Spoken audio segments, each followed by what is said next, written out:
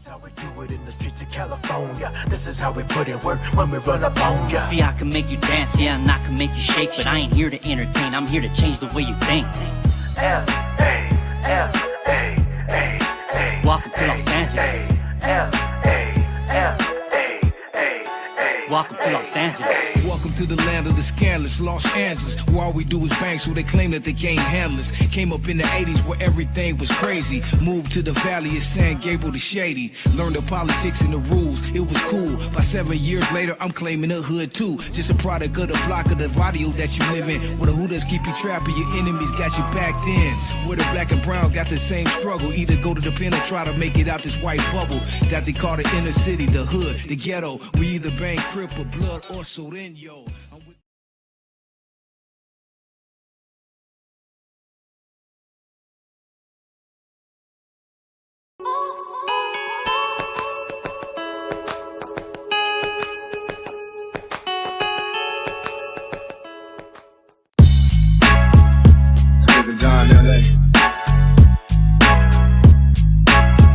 R.I.P. Check it.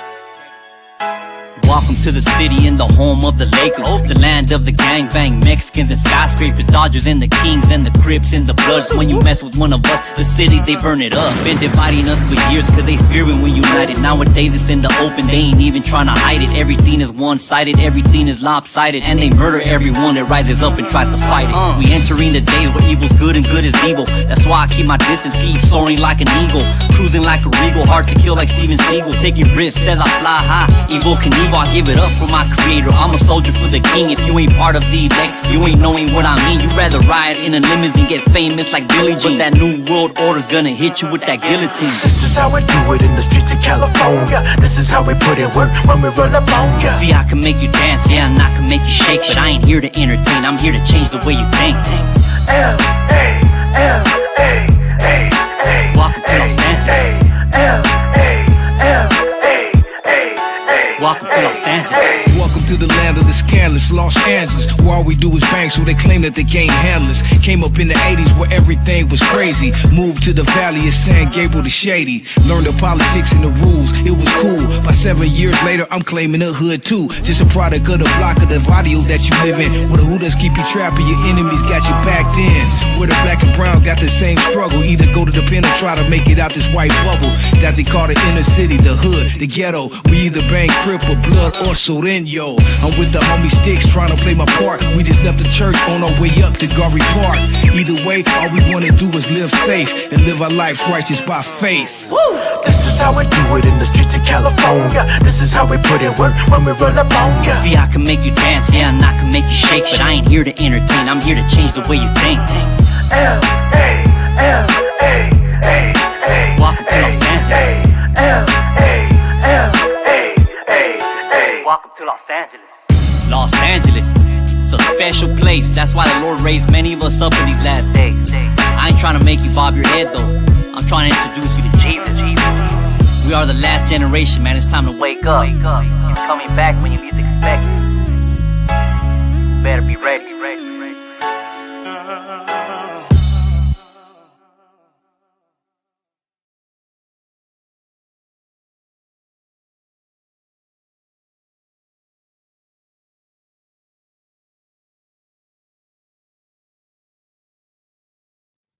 Yo, what up, everybody? Welcome to the G-Lew Show After Hours Live. I am G-Lew.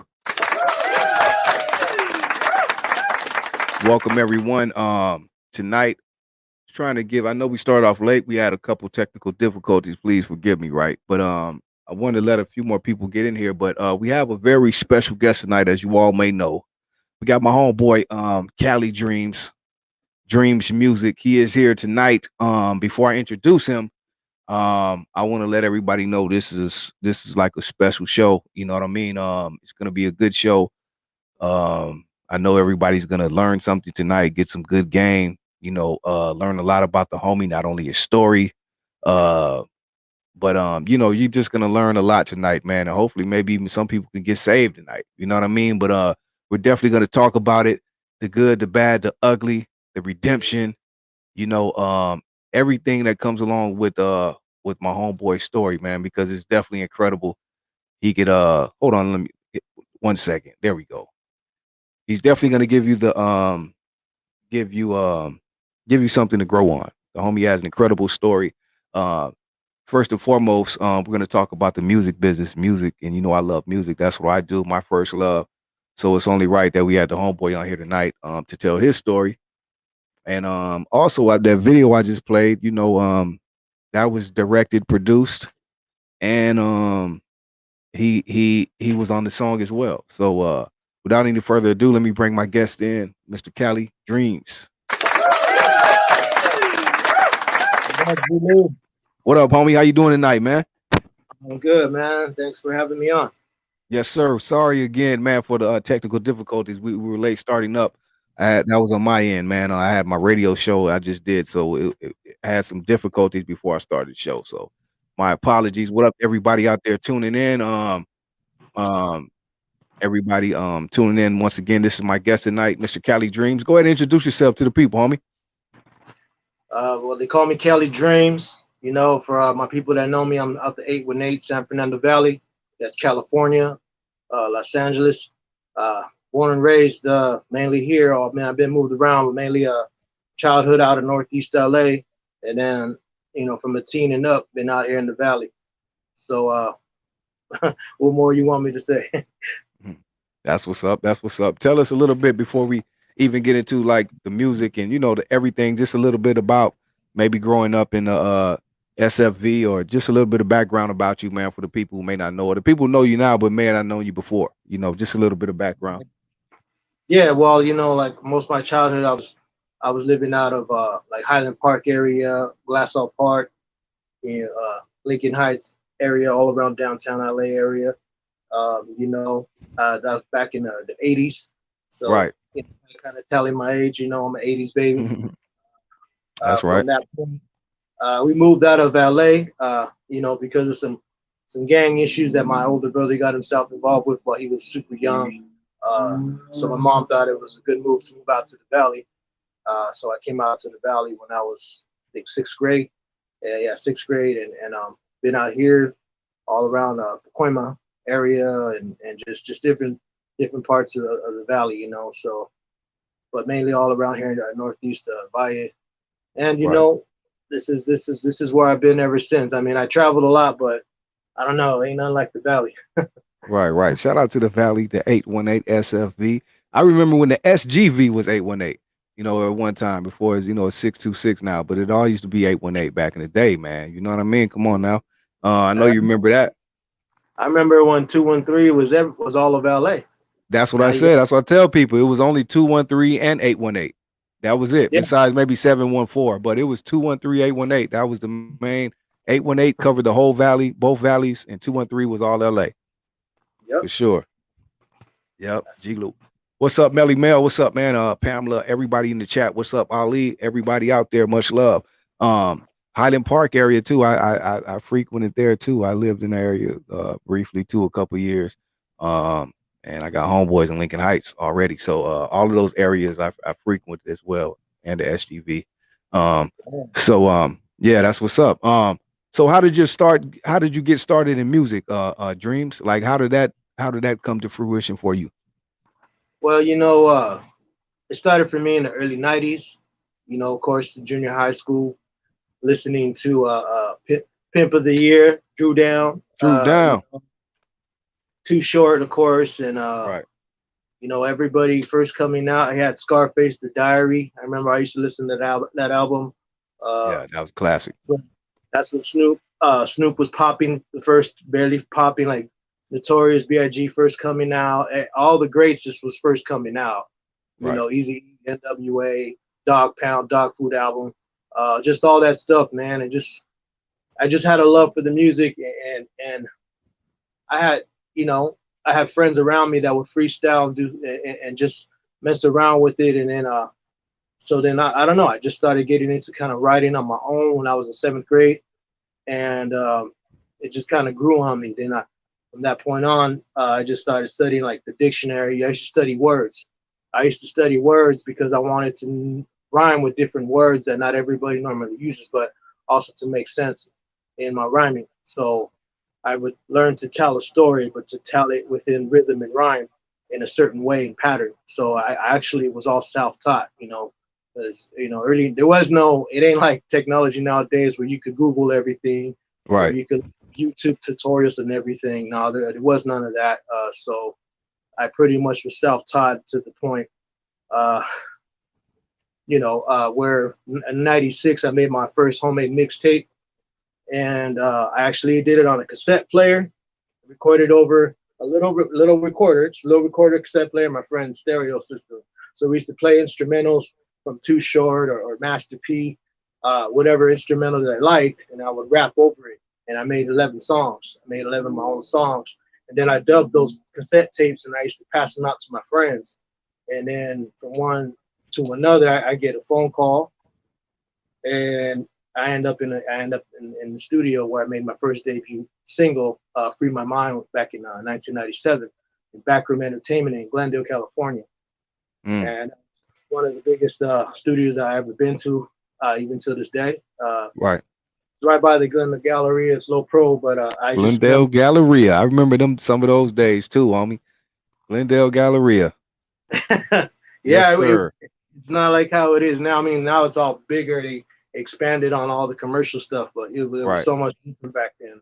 Right. And but yeah, that's I ended up getting a phone call because a producer heard my tape, brought me in, and at first I didn't know how serious it was, but I get a call and they're like, "Oh, we're gonna send someone to pick you up."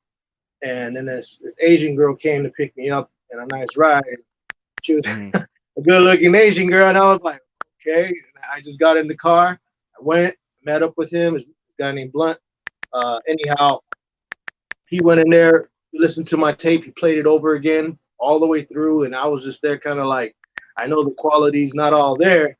And he said, I ain't worried about the quality. You can always clean that up in the studio. He said, what I like is that you're organized. You write songs. And that's where that same night he put on a track, and he said, "You think you could do something to this?" And I said, "Yeah, I already had something written in my head that already fit the track, But I just said, yeah. And I remember he was just playing the song nonstop instrumental, and there was other people writing to it. There's other people there, but check this out. I was the only SA up in there. Like, I was the only Mexican American dude up in there. Everyone else was black. That's just what it was. And because there wasn't that many Chicano rappers at the time. There was, but not many that would pop out like nowadays. So anyhow, this one guy named One Punch, he was a blood. And I remember I heard him. You heard it? Yeah. I didn't know him personally, but I just know from this one night, because then he was writing and he seen me just chilling. And he says, "Hey man," he's like, "Hey, you getting on the song?" I said, "Yeah." And he said, "Well, did you already finish your verse?" I said, "Yeah."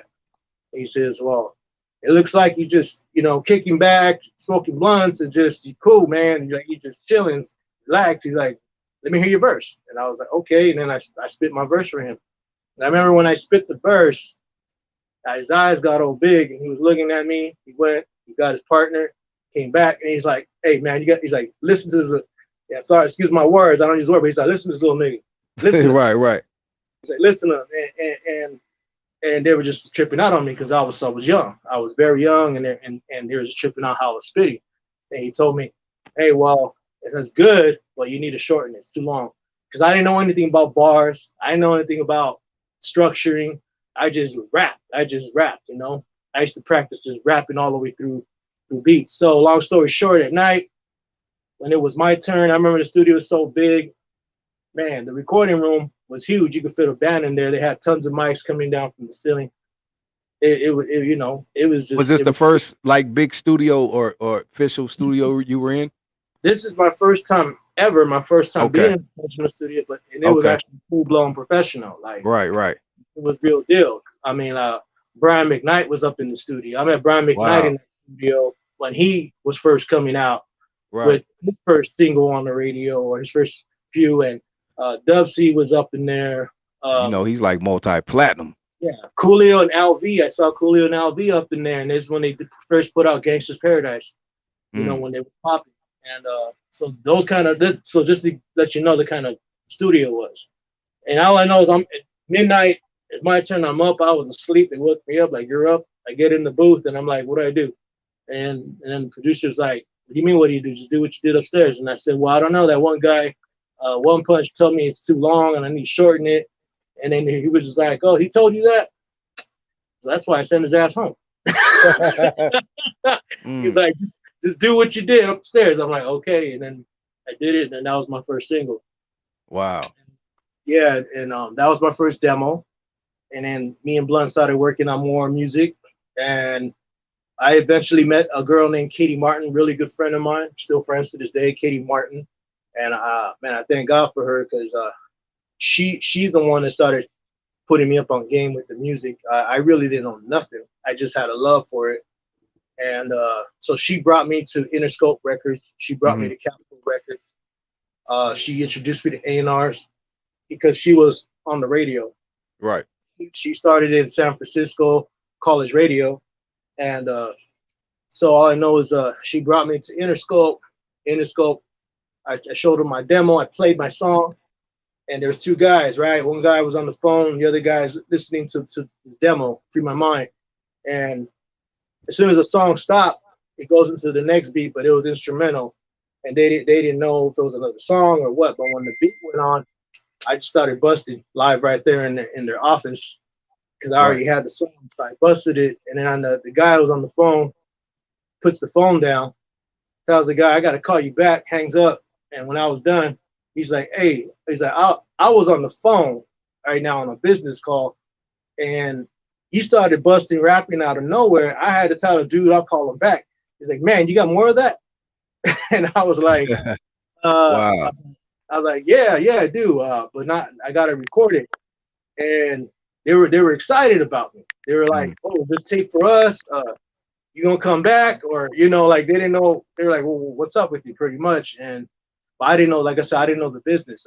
They wanted me to come back after I finished up stuff, but I didn't know what I was doing. See, the producer that was producing for me at the time, this was my first ever experience with music, and it was the shady one.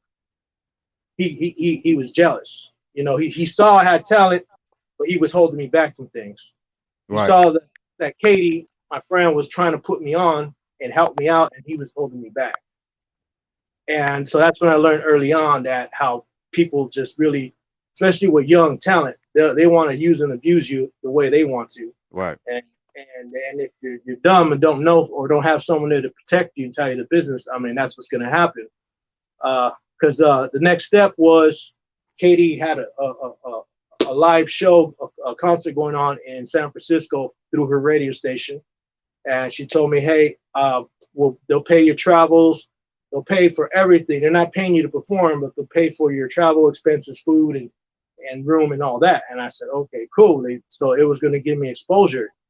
And I was like, I'm with that. So I talked to this guy, Blunt, and I told Blunt, I was like, what happened? And he was like, no, we got to get paid.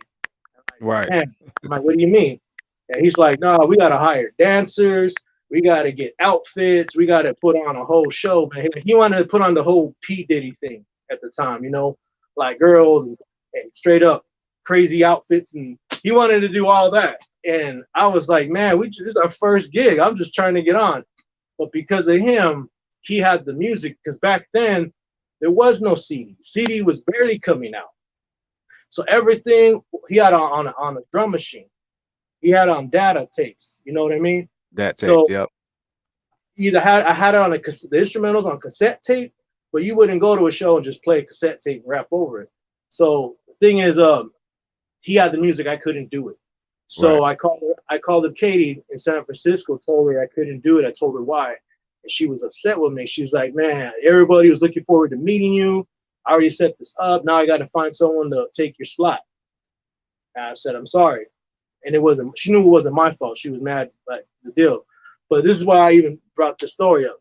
The funny thing is, when she got back from San Francisco, I met up with her. We were driving in the car and I asked her how'd the show go. She said, oh, the show went great. And, she was just telling me how good it was.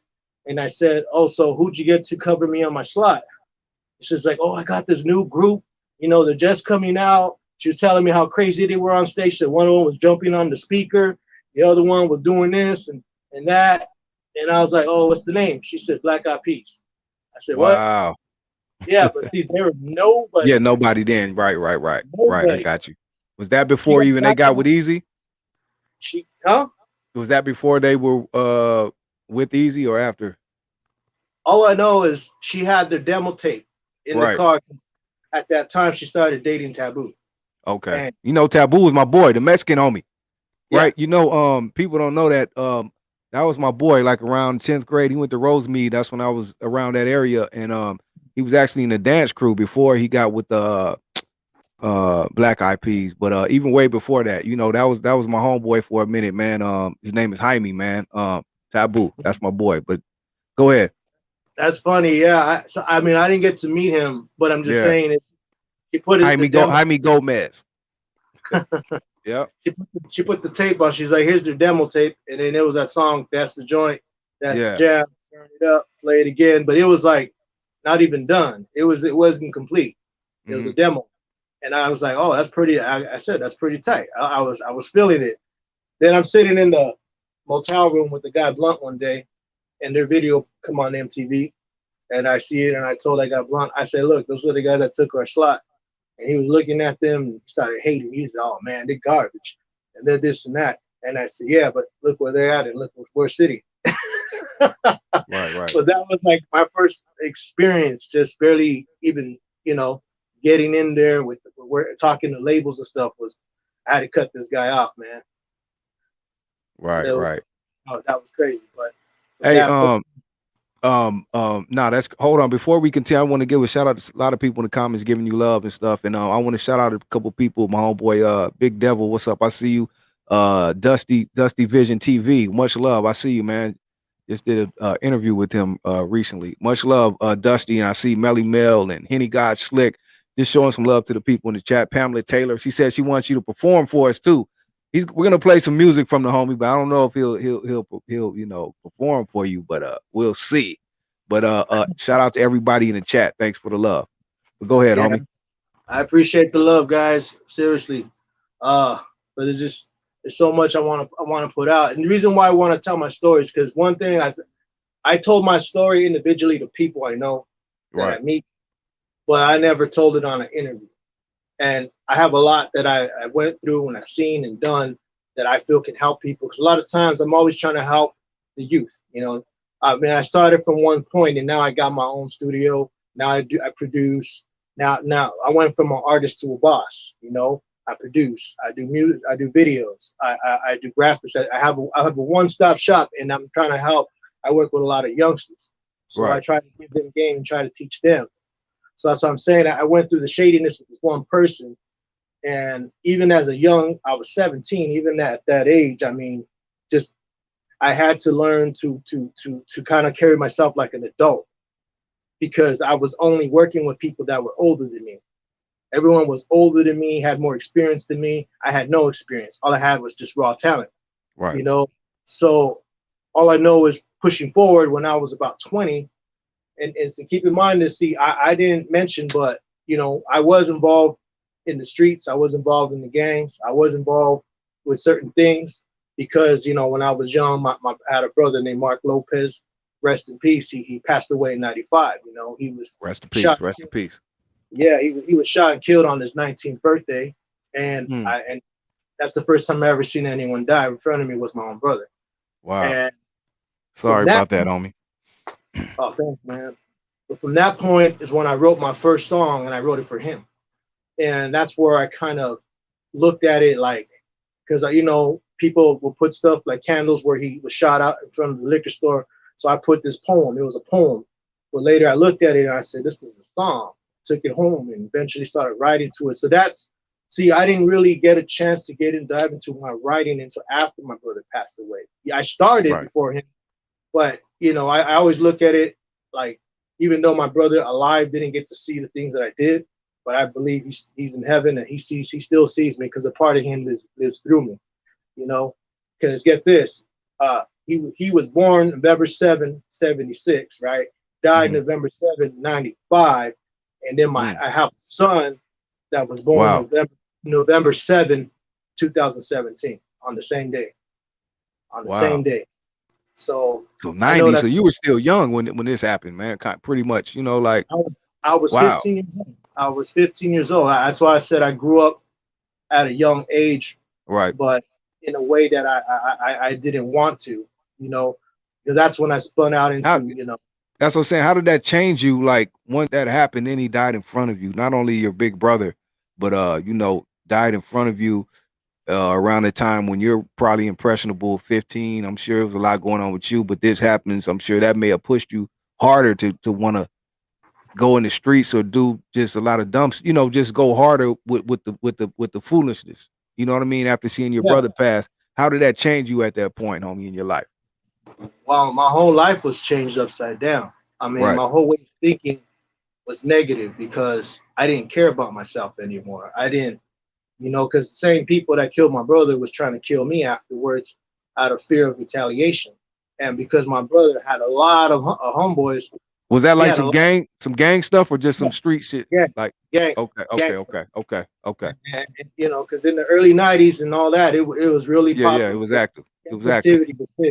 Right. Like you couldn't go nowhere and not get hit up. You couldn't catch a bus or walk through certain areas. Right. We just talked about that with dude Dusty. He interviewed me. We were saying the same thing around that time. It's just you couldn't avoid it. It was really active. But go ahead, homie. I mean, nowadays you could walk down the streets and it's quiet. Right. It's quiet because they cleaned it up a lot. Right. But anyhow, but back to my story, the thing is my brother had a lot of love from people because he had a big heart for people. That his funeral had all kinds of neighborhoods come to his funeral because just so many people had love for him because of the kind of person he was. So anyhow, so 15, I had to be streetwise. You know, I was in 9th grade. I wasn't thinking about my grades. I was thinking about my life. Right. You know, I had to watch it going to school. I had his older homies walk me to school, walk me after school. Not because I didn't ask for it. They just did it to protect me. And then they started showing me how to do things. That's what I'm saying. Nobody took me when I was young, put me in the studio, or when they saw some talent, put me here and say, hey, do this, do that. No, they slide me a gun. Here, show you how to jack a car, show you how to do this, how to sling dope, how to wait. That's all just the wrong. That's all I learned. I was around the wrong people and I was lost. So when it came to music, I never thought about doing music as a career. I never thought of it at all. It was just my gateway to escape reality. I would write these stories because it was my only way to vent. I didn't have no one to talk to. First time I talked about my brother's death was to a complete stranger in the street. I was in shock. I couldn't believe my brother was gone.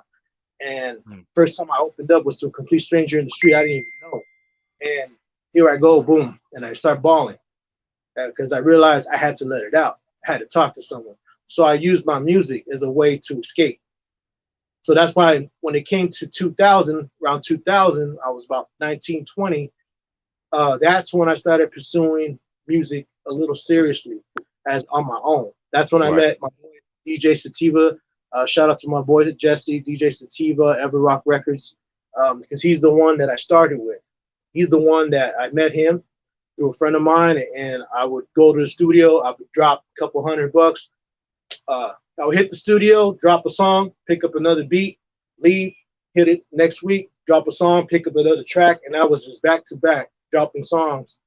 And later became my first album, R.I.P. Dreamz, which was dedicated to my brother. He was Dreamer. So they know me. Okay, makes sense. In the streets, he was Dreamz. He was Dreamer, big Dreamer. I was Little Dreamer. So I just kind of kept the name Dreamz, and I switched it from an S to a Z. I only went by Dreamz. I didn't go by Cali Dreamz until later. But anyhow, so the first album was completely dedicated to him, and that's where I first started because I would press up CDs. I'm talking about I finished it September. Is that the same CD you just re-released, right? The same one I just re-released. Yeah, I just re-released it on June 10th. Was that in memory of your brother, or was it had some sentimental vibe? The reason you did that? The last song, track 17, it was the song was the song that I wrote for him. Okay. I ended up recording and putting on that project. The whole album's not about him. It was just dedicated to him, but that one song is about him. And that was the way I got started because everything on it, from the production to the writing to the patterns to everything, was so unique. I was ahead of my time. I didn't sound like no one else, but that's what got me a lot of recognition. I used to get fan mail, actual letters, like, because my cousins or my brother used to go to high school, and they would take my CD, and then one person here, they want to borrow it, and another person, and boom, it disappears. Oh, I need another CD. Here you go. Boom, the down disappears, and boom, starts circulating. And I start getting letters from my cousin. Will come to me with a stack of letters. Hey man, there's letters for you. Like, what? And they're girls that will write my lyrics, and they say, oh, I'll be singing your song when I'm on the bus, or I'm this and that. And it was fan mail, and I was just tripping out. Like, I didn't expect that. Is that they said, I love how unique you are. I love how different it sounds. You don't sound like no one else. So that's when I realized just being unique, being yourself, being original is the best way to come in, you know, because then you make your own way instead of trying to sound like anyone else. And from that CD, you know, I used to press up my own. I had a CD duplicator. I used to push my own CDs, press my own CDs. I used to get the sticker labels, put it on there. I used to go to Kinko's to cut out my cover. You know, exactly. So the thing I'm seeing too is that you learned early how to make things happen for yourself. You didn't wait on nobody, and you took the initiative to make it happen. No, I've always been driven. I've always been very driven and determined. Like, if I say I'm going to do something, I'm going to do it. And that was my mentality, even in the street. Like, if I say, hey, that dude, I'm going to catch a fade with him, and he going to jail, I'm going to wait till he gets out. Yeah. And I would wait. That dude come out of jail. Hey, remember when I told you? Blah, blah, blah. Yeah, okay, here we go. You know, I was that person. Like, I believe your word is bond. Right. So whatever I said, my mentality is that's what I'm going to do. So if I said I'm going to do this music, I would do it, and I would not stop at it. That's why when people give excuses, whether they got family, kids, or this and that, and I get it. Everybody got to life and things happen. But here I was coming out of tragedy of not only my brother, but in 2000, my father died too. So not shortly after, 5 years after my brother, my dad died, and I was dealing with that too. And he died of a massive stroke. So I was working, not only full time, I was working double time. I had no time to party, no time to do nothing. And I'm not saying it's the thing to do, but I was working and I was slanging. But I would have people come to my job. I had no time to even deliver to them. I had them come to my job, and I would walk out. Here you go, boom. And I was making money, stacking my money. That's why I had a car on rims and clothes, and I bought my own furniture. At 21, 22, I had my own things because all I did was work. And then whatever spare time I had, I would write my songs on my lunch break. I would go to my car. All I did, go to my car, pop in my CD, write my songs, at night, hit the studio. And that's all I did. And no matter, I get calls, Halloween parties, birthday parties, whatever, I'm working. I'm in the studio. Can't make it. Sorry. Girls wanted to go out. Sorry. Can't make it. I'm in the studio. I'm busy. I didn't give no time to that. I was focused. I was determined, you know? And you had that in you early. Yeah. And I knew I had something. I mean, to get the attention of certain people. But I did my first concert out in Hollywood, a club called Utopia. It's not called Utopia no more, but I opened up for Mr. Capone. Okay. And they announced it on Power 106. They were promoting it. So that was the first time I had my name, music on the radio. They gave a shout out for the show, and an actual Power 106 radio station. So when I did this show, I sold the most tickets, right? And the promoter promised me 20-minute set. And I did about 10 minutes, maybe 12. And then the promoter stopped my show, said, hey, Dreamz will be right back. And then I was like, what's going on? I had the whole crowd. I had all, first 2 row was all girls. You know, I had the whole crowd. And he said, Mr. Capone want to go on stage right now because he saw I had the crowd. So I had to cut out because Capone wanted to go on. So but he saw you could go on afterwards. Well, all I know is when I got off and he got on, everybody walked away. They were like, what's going on? They were there to see me. Right. You know, and no disrespect to Capone, but that's just what happened because that was my crowd. It wasn't his crowd. Right. They were there to see me. They bought the ticket to see me, and I respect that they were there to support me. Not that they don't support him, but to cut my show in half. That was the promoter's fault. He should have kept it rocking. Anyhow. So did you get to interact with Capone? Did you have a relationship, or did you get to interact with Capone? I never got to talk to him personally. I talked to his people because his people got at me after that. That's when I got my first offer on a deal. So like I said, no disrespect to Capone. I'm saying I'm just giving facts what really happened, And so the guy named Creeper was working for Capone at the time, and they were doing DVDs. I forgot the name of the DVD, but there was a DVD where they roll up on rappers and they try to expose them, like fight with them and all kinds of crazy stuff. So they wanted me first 2 offers. One was sell my lyrics to my first album that I dedicated to my brother, which I said no, because I said it's too personal. I said I'll write for Capone, but I'm not going to sell that. But they said, no, if it's not your first album, you can want it. So the second thing was a 5-year distribution. In that 5-year distribution, they were offering me, just pretty much the budget to put me out in all major stores like Tower Records, Warehouse Records, like all, everything was. We had record shops, we had all these big shops. It wasn't digital yet, So they were gonna push me hard as the next artist, but I didn't like the ties that came with it. For one, right. They wanted me to keep their image. They wanted to own my image, own my name, own my writing to my publishing. There was 3 contracts. I read them. Why is it that, I mean, with Capone, I hear this a lot with him, like or High Powered, I don't know, but that, I mean, I've heard a lot of stories like this with other artists, like how they pursue you if you want to get down with High Powered. It's a lot of like red tape, you know what I mean, that comes along with it, and people are just not happy. Or a lot of people left, you know what I mean? Even like Mr. Criminal, I heard he, it's just a lot that I heard. And then on top of that, Capone is not even, I don't want to say the wrong thing, but stuff about Capone we hear. So it's just like, how did that come about? Well, I mean, it got that much power. Look, the 5-year distribution, that was separate from him. The only offer that I had from him was to sell the lyrics to my first album. That's where it ended. So the 5-year distribution wasn't with him. It was a person that worked with him, but he's the one I was dealing with. So The thing is, though, at that time, any label with the new artist Denise, you're crazy. My bad. I'm reading these comments. Go ahead, bro. Yeah, I'm just saying, like, it didn't matter what label you went with. I mean, the record labels are in it for themselves, for one. They're not in it for the artist. People need to understand that record labels are not here to make the artist money. They're here to make themselves money. It's a record business. And so this ain't the only contract I've seen like this. It's just the first one I seen. And the first one I said no to.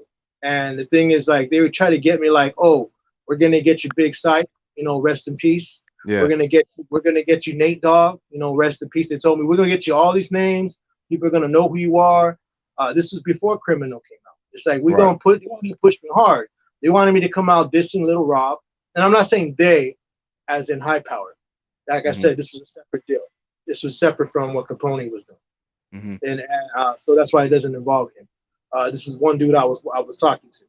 And I said, man, I don't know Little Rob personally. Why would I speak on him? Because I'm that type of cat. And I said another thing. Look, I'm from the streets too, man. And look, I got hoods that I don't get along with. And that you roll with, and I'm willing to put that aside so we can do some business. But you want me to come out dissing someone else? That don't make no sense.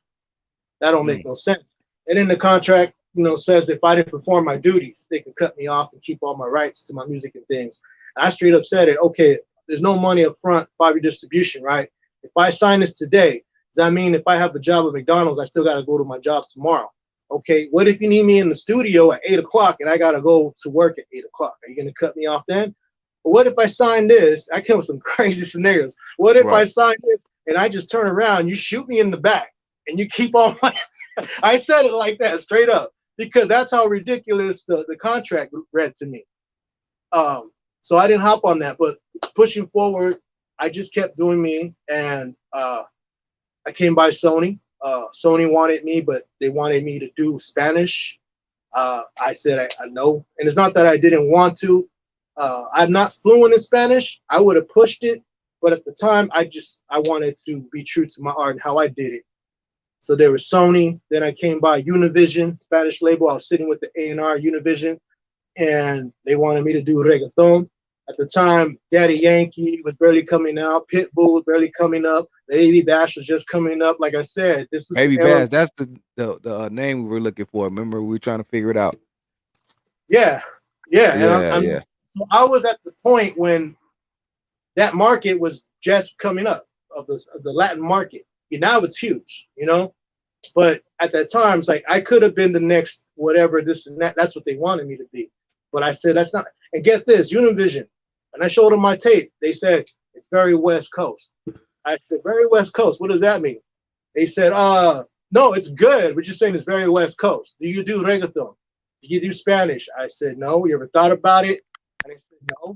And they said, well, you know, sometimes to make money in this business, you gotta sell out, but you can't look at it like you're selling out because you're making money. But right. So you're selling out a little bit, but not really because you're making money. And that's how they told me. So right. I didn't go with that. Then the final was I met Marvin Gaye III. I don't know how I came across these people. It's just crazy, but I started meeting people. I met Marvin Gaye III. I was sitting up in his house in Studio City out here in LA, and you know, it's Marvin Gaye, man. I thought not the original Marvin Gaye Jr., but man, he came out. Hold on, Drew. I want to ask you this, because you definitely you were able and you were making a lot of moves, moving around, meeting a lot of people, networking. How were you able to even get in these positions and get in these places? Like, did you have a manager, connections? Like, how were you even moving around as a sole person yourself and making these moves happen?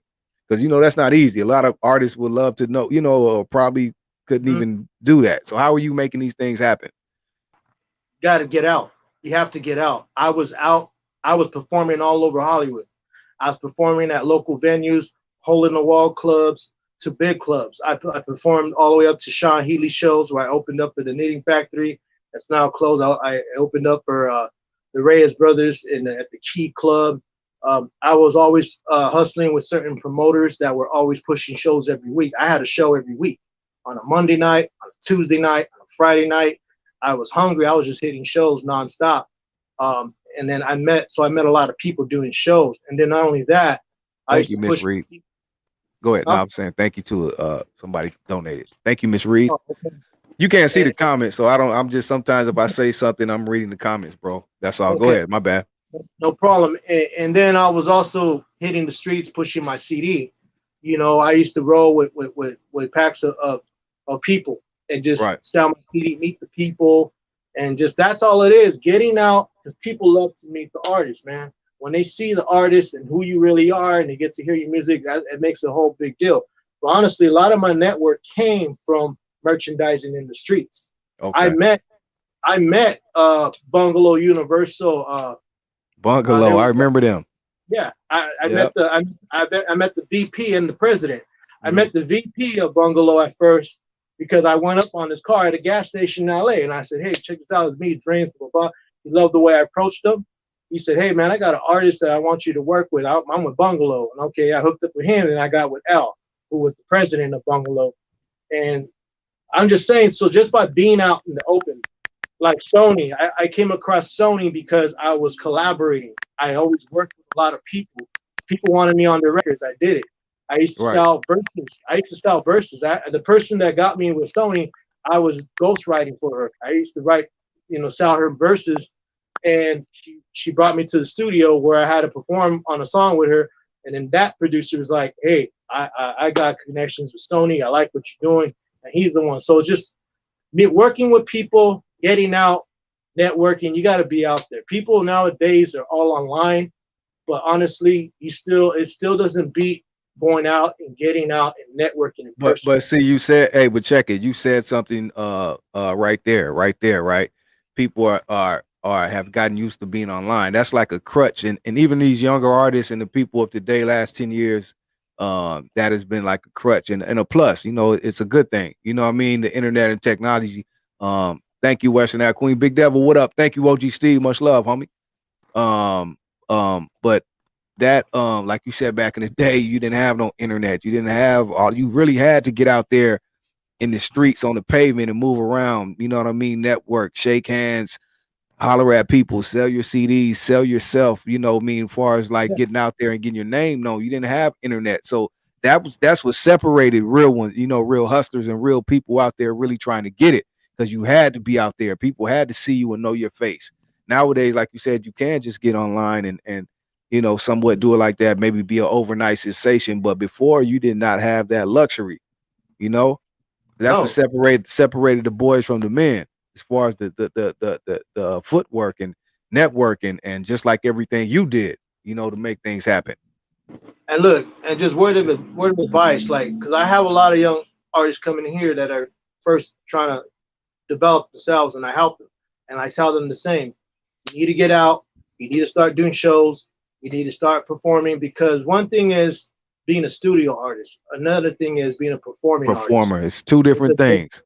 Yeah. You get some of these people that can, like you said, put together a CD or whatever, do their stuff online or whatever, but getting in front of a crowd of people, giving them a mic and getting them on that stage is two different things. And most of them will freeze up or just not have a good show. It's a difference. Yeah.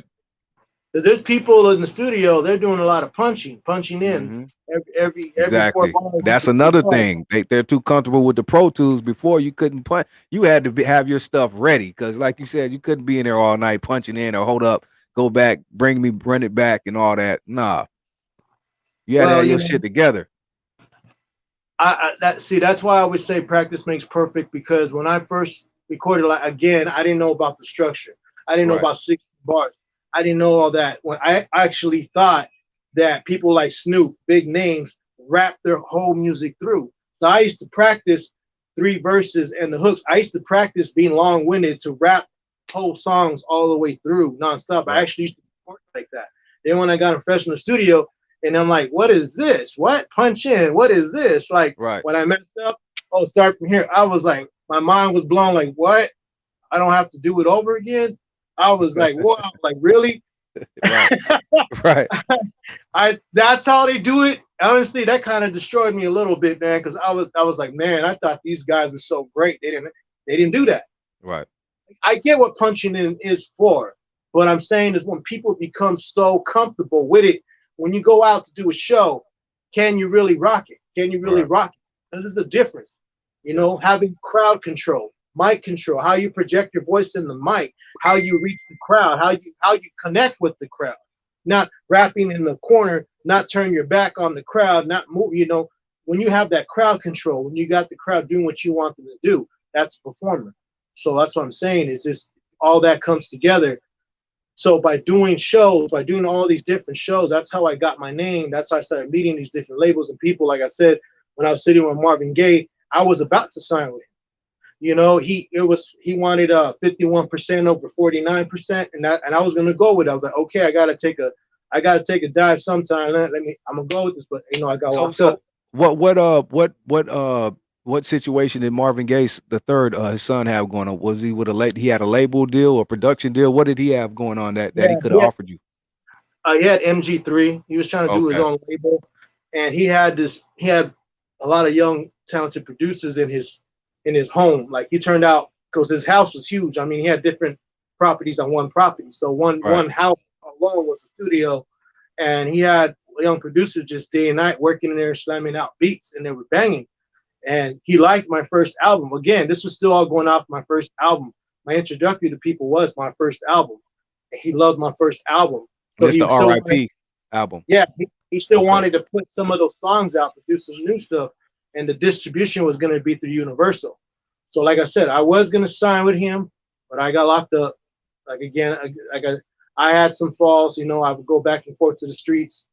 When I got out, pushing forward, I had a friend of mine who decided to invest $10,000 into me. I had a friend of mine, good friend of mine, called Denim Blue, who introduced me to Meech Wells in 2007. And this is when I started really, this is when I hit the mainstream market, as far as working on the mainstream level with mainstream producers and mainstream artists that are on the radio. You know, so when I met Meech, my boy put up 10 grand, my boy Brian Kingston. Much love to my boy Brian. That's when me and Meech started working, and just working with Meech Wells. And we worked on the execution, which that actually was a mixtape. Did you know? Hold on. First of all, let me try to interject here in between. But people don't know who Meech Wells. I don't know if people do know or they don't. I don't know. But Meech Wells is a major producer, super producer, multi-platinum producer, Snoop, a lot of people, and that's Mary Wells' son. And he was like big in the early 2000s, working with Snoop and a lot of badass, a lot of big artists. But I was gonna ask you, were you aware of who Meech was when you started working with him or were introduced to him? Yeah, I mean, look, I guess people were more familiar with his music than his name, but people that actually knew the music would know his name. But going in his studio, he had all the plaques on the wall. Right. You know, okay. I knew he was famous for the Still a G thing with Snoop, you know, Top Dollar with the Go, Fleet Collar. Yeah. I did him a Blue Impala, DPG. That's what I mostly known him for, you know, but he produced on Snoop's records when he got With No Limit, from The Games to Be Sold Not Told to Top Dog. The last meal. That's the really one he put his feet in, the last meal. Yeah. And then he produced on both Eastsider albums. Yep. He produced C Murder's album, Master P, Shaq. Like, he produced with a lot of people. He was multi-platinum. Yeah. So I knew who I was dealing with, and I was ready for it. And my boy put up the money, and we started working. And I just working with Meech brought me to a whole nother level of work ethic, because, you know, when I got with him, I remember it was his birthday. We already built a relationship up to the point where I put the money up. But one day my friend comes, brings a check, gives it to me. Here's the money. You ready to do this? I'm like, yeah. He gives me the check, and I give it over to me. It was Meech's birthday. We're in his spot over. It's not Beverly Hills, but like Hollywood area by Beverly Hills. Anyhow, so I give Meech the check, and he sent me. I bought a bottle for him for his birthday. Right. I gave him money. And he was, all right, you ready to go? And I was like, it's your birthday. He's like, so what? I'm like, I was like, it's your birthday. He's like, so what? Let's do this. All right. He threw the track on. Boom. We started working right away, and it was day and night. And we knocked out the execution in 2 weeks. I would eat, sleep in the studio, and I lived far. I was in the Valley. He was all the way in Hollywood, and I didn't have a car. But I would travel. I would make my way there, and I would spend days with him. And he always took me to labels and different things, like, because he was just working with everybody. He was working with the gang. Yeah, he was hot. Working with E. White. He was working with just a lot of people. And so I didn't want to miss a moment of it. And one thing is, he said, look, I could tell that you haven't worked with a real producer. He said, I'm sure when you go in the booth, they just let you do whatever you do. I said, yeah. So no, I'm a producer. I'm going to produce you. He's like, so what he did was, I will go in the studio, say I got 3 verses and a hook. I show him the track. He'll be like, keep the hook, rewrite all the verses, change the pattern up, do it like this. If I get in the booth, right, and I'm rapping, drop your pitch. You're too choppy. You're too this, that. If I kept making too many mistakes, you'd be like, all right, cut, go home, come back tomorrow. It was like boot camp. There was no come in ready, or you ready to get your butt kicked and you got to get out, come back tomorrow. And he said, see, I'm willing to, I want to work with you because I know you're willing to go through that. Not everybody is. Right. And I get that, because there's people you try to coach in the booth and they think they know it all. And they think, no, I got this. And that's why he was willing to work with me. It wasn't about that I had the money. It was that he saw what I had and he was willing to work with me. And then that's where I ended up making records like Down for Mine, with Badass, Rest in Peace. He introduced me to Badass. Yeah. You know, and we're going to get into how that record came about. I did the song Gotta Find My Way with E. White. I did the song with Fredro Starr called On the Grind, all produced by Meech. And that's when I did a song with Mr. Little One from San Diego called We Don't Play That. And then I had Cadillac Limousine with OG Cocaine, Mr. Shadow, my boy. Yes, sir. Hey, let's hold on. Let's take a quick second, since you mentioned the music with Meech. Let's take a quick break and maybe give the people some music, man. Maybe something you did with Meech, or whatever you want to go to, man. Give the people, they want to hear some music. What do you want to do for them? Give him Cadillac Limousine with Cocaine, Mr. Shadow. Cadillac Limousine with Cocaine, Coca Loca. Produced by Meech. Produced by Meech. Okay. We'll do that one right there. We'll play this right here. Cocaine with the homie Cali Dreamz. Shout out to Pamela Taylor. I see a lot of your comments. I'm gonna ask him questions as soon as he's ready to take some questions. They're asking a lot of questions. We just want to get the story out there first.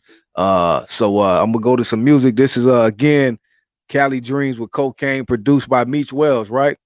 Yeah, Cadillac Limousine. Yeah, let's do it. We'll be right back.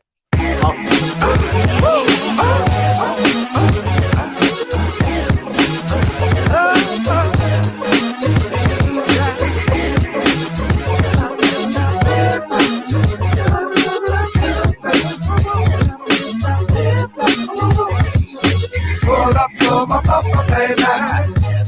In the Cadillac Limousine. And you can pull up to my papa, baby. You must test the limousine. Straight out the West Coast, rolling a smoking, choking the bug, getting fucked up with the homies rolling the dust on the 24-inch rims. Just get in, bitch, pedal to the floor while we roll, that's my business. We're gonna hit the west side, with all my people we ride. In the Regal Cadillac, SUV and G-Rides, got all the bitches we fly, and all those bitches we hide. On the mission represented from the west to east side, cause when we ride, they're on the road, with all them hoes, nice clothes, high goes, spinners and O's. I even seen the bucket of bumps driving my ride, cause like they caught exhibit and told them to hit my ride. From the front, big stuff, the back, it up. Windows all tinted, big spinners, and guess what? Smash your whole face, get Kanye West. Never talking shit about my ride, don't try to test nuts, come on. Pull up to my papa, baby. In the Cadillac Limousine. And you can pull up to my papa, baby. You must test the limousine. Profanity spitting, world keeps spinning. Mama keeps sucking cause the window's tinted. I'm trying to finish while rims keep spinning. Now she's in the backseat telling me to hit it. Looking through my rear view, flashes O's. Rims spinning all the way to Vegas with hoes. You know how it goes. Same dream, I just wanna be ballin'. Don't picture me, just take a picture when you see me rolling. Sporty local spitting straight at the daddy. I hit your ghost like a fucking tsunami. You don't wanna roll with profanity. You fucking with me, that's some crazy shit. That's like me giving this bitch my last cannabis hit. That's a no-no. All my life with drug dealers and Jordan's dream shadow was 40 low for the reason your bitch took. Meech well sprinkle coke on the hook. Pull up to my papa, baby. In the Cadillac Limousine. And you can pull up to my papa, baby. You must test the limousine. Come holler at your boy when you see me in your area. MR Doc, yeah, the gun carrier. Dipping in a big body, doing about $150. With a dime piece, riding shotgun with me. I keep it cracking, no slacking, grind dip a cheddar. Shit's good, but I'm always trying to make it better. A go-getter from the left side, let's ride. SD, California, get it right. Step aside or get stepped on. Motherfuckers get touched with an automatic weapon. What? You better ask about Shadow. Got a clip full of ammo, I'm a certified asshole. Cash, weed, and bitches, that's the motto. 26 inches at the beach in Coronado. From SD to the city of angels. Packed heat on these streets, it's known to be dangerous. Pull up to my papa, baby. In the Cadillac Limousine. And you can pull up to my papa, baby.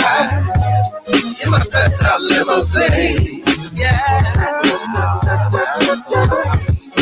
Pull up to my papa, baby.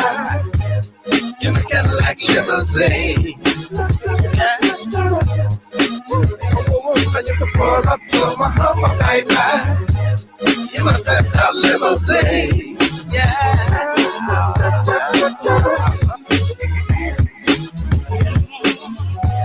Cali Dreamz, Cocaine, Coca Loca, produced by Meech Wells. The homie Shadow was on there. That was a banger, man. Yeah, So, man. When did that one how far before you started working with Meech before you was able to put that together, or what other stuff like at what point did you guys begin to create the magic and you were getting somewhere with it? That was late 2007, and then released in 2008. 2008, yeah, that's when we worked on the execution. So when we put that out, that's when I had all these great name features on there, and that's when I started connecting with people on that level. And like I said, that one with Badass Down for Mine, I love the way that one came about, because Badass used to come in the studio right there, and he used to be chilling with Meech, and you know, that's why I first met him. Then I got his number, connected with him, then we talked on the phone. You know, we talked about some business. I said, all right, man, I'll shoot you this for that. Right. I said, all right, cool. Keep in mind that when I started with Meech, I dropped them 10 G's, but the budget was 30,000. And this was for mixtape. I don't know, but even though the production was original, the reason mixtape, because this was the era of when mixtapes was popping, when you had DJs cutting and shout outs, and you had people doing drops. So that's when I had DJ LG from Black Wall Street. He hosted my mixtape. And at first, I sat down with DJ Warrior from Cali Untouchables. If people know, that's an OG right there. DJ Warrior, Cali Untouchables. This is a lot of mixtapes here. And I first sat down with him and Meech, and that's how we came up with the name The Executions together, all three of us. You know, but instead of using Warrior, we decided to try to go with DJ Ski, which I did talk to Ski at the time about it. But long story short, I ended up going with DJ LG. Okay. And but the whole thing is, at that point, I mean, I ended up not pulling all the budget in that I could have, because I was pushing like to get more sponsorship. I had a tattoo shop that was sponsoring me. I got all inked up, you know, I had all kinds of ink work done for free. I was promoting their shop. They would pay for my magazine ads, for my flyers, for my press ups, you know, they were paying for my merchandising. Right. And then at the same time, I used to walk into like tattoo shops, car shops, speaker shops, cold turkey, with my project half done, with like kind of a scrapbook, like shows I done, flyers, and just showing, look, this is me on Dreamz. I need $20,000 to finish this up. This is who I'm working with, and this is what I can offer. I give you a cut at this percentage. And look, I used to walk in. Go ahead. Now I was gonna say, hold on a second. Just as we're getting a little ahead, I want you to go back, because you mentioned the budget, you know, and things of that nature, which people still have budgets, but just back then, tell the difference, probably even between back then 2007 to where we are now 21, where, you know, again, the technology and all that, and you may not have, but just putting together a budget to make that happen, like you said, 30,000. You know, back then you really had to have, like you said, again, budgets and stuff to make stuff happen. You know what I mean? It just wasn't that easy, especially then with a producer like Meech as well. I'm sure he had, you know, he had his tab, but you know, just like that part of the game. 2007 opposed to 2021, I'm sure you wouldn't need a $30,000 budget to make something happen. I mean, depending on the producer, yeah. But I mean, still, you know, the difference between then and now. Well, I mean, you always still got to have a budget. You got to have a budget. Right. Yeah. See, that's what I'm saying. The 10,000, that was just to get it started with the recording and the mixing and the feature. Okay, the bigger half of the budget was all going to go to promotion. You're always going to spend more on promotion. It's not, see, the easy part of making a project is recording and mixing. That's all the easy part. The hardest part is promoting it, getting the press kit, getting the publicist, getting your stuff. So the budget was going to go to billboard advertisements, bus stop advertisements, magazines, double XL, source, getting you in all these spots. It costs money for all that. People, it's a business, right? You can get into anything as long as you have the money. You know, it's not about. So did you have? Let me ask you this: did you have a marketing promotion team, or did they have that? Like how? Because like you just said, getting your stuff in magazines and buses and billboards and all of this, that, you know, that's not easy either. So did you have a marketing team, or did they have that to make that happen? Or promotion team? No, it was just me and Meech. Meech just had the know-how. Yeah, the connections. That's why I said I learned a lot off of him. He put me on. He put me up on dubcnn.com, West Coast News Network, which is that was the biggest website for sure back in the day. Yeah, you know, big shout out to the West Coast. Big shout out to Rudd, the owner. Man, that's my boy Rudd. he showed me a lot of love on that site. When we dropped Seasickness too. But Dub CNN was it. Yeah. Yeah, and when we dropped, I mean, that was where everyone dropped their exclusive stuff, you know, before it hit the streets, before it hit anything. And you catch a buzz. I mean, when I dropped the execution in the first week, you know, I got mixtape of the week, got over 30,000 downloads in the first week. Okay. You know, and then when I did a follow-up, which we'll get there, you know, when I dropped the single with Sly Boogie called Midnight and You, I mean, that was, you know, top single for 3 weeks. I mean, you know, but that was on that side, it was a big deal because you had Dre on there, you had Quick, you had all the big names on there. So to get a number one on there, it was a thing. Like, okay, for the streets, you know what I mean? So all I'm saying is the budget was gonna go to all these things that he had and he already each had the know-how. That's what I said. I learned off of him how on a different work ethic, how to really hit it hard and focus. And that's why I tell people, don't be afraid to ask for money because people got money and out there and they're actually looking for things to invest in. I remember I used to hear on the radio, Big Boy always promoting A&G Motoring, or I forgot what it was, always in LA. They're always doing this and that. So I said, all right, let me go hit them up. I drove out there and I went straight to them and told them, hey, this is what I'm trying to, and they said, oh man, come back next year. We already spent our budget. That's why I've learned businesses have a budget for every year to promote. And they will invest into things to promote their business. That's including artists too. And like I said, I wasn't afraid to walk in and ask for money. There was a tattoo shop called Sin City where, rest in peace, Trigger, the tattoo artist, the famous tattoo artist. Yeah. And I knew him, and he passed away. But I used to hit up his shop, Sin City. I would walk in there and ask for the owner. Oh, she ain't here. It was a woman, right? I would go in 1 week. She's not there. I would come the next week. She wasn't there. I came the next week. I did not miss a beat. So finally I caught her. And then she said, oh, I heard you've been looking for me. I said, yeah. I go, hi, I'm Dreamz. I'm an artist. I broke out my scrapbook. This is what I'm doing. This is the contract. I need $20,000. You know what she said? She said, I wish you would have came sooner. I just put it into a club. I would have gave it to you. And that's when I seen people really don't be afraid to ask for money. See, the smartest thing in business, don't spend your money, spend someone other people's money. Yeah. And I didn't know they had that like that. Like you said, they have budgets and things for that. Like even Western Air Queen said that. Yeah, that I did shit.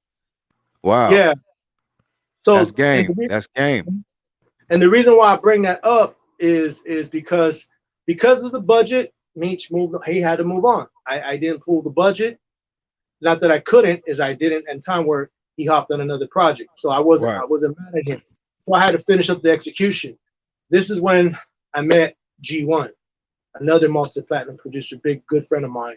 So someone I had a friend. That's said, DJ hey, Quick's on me. Yeah.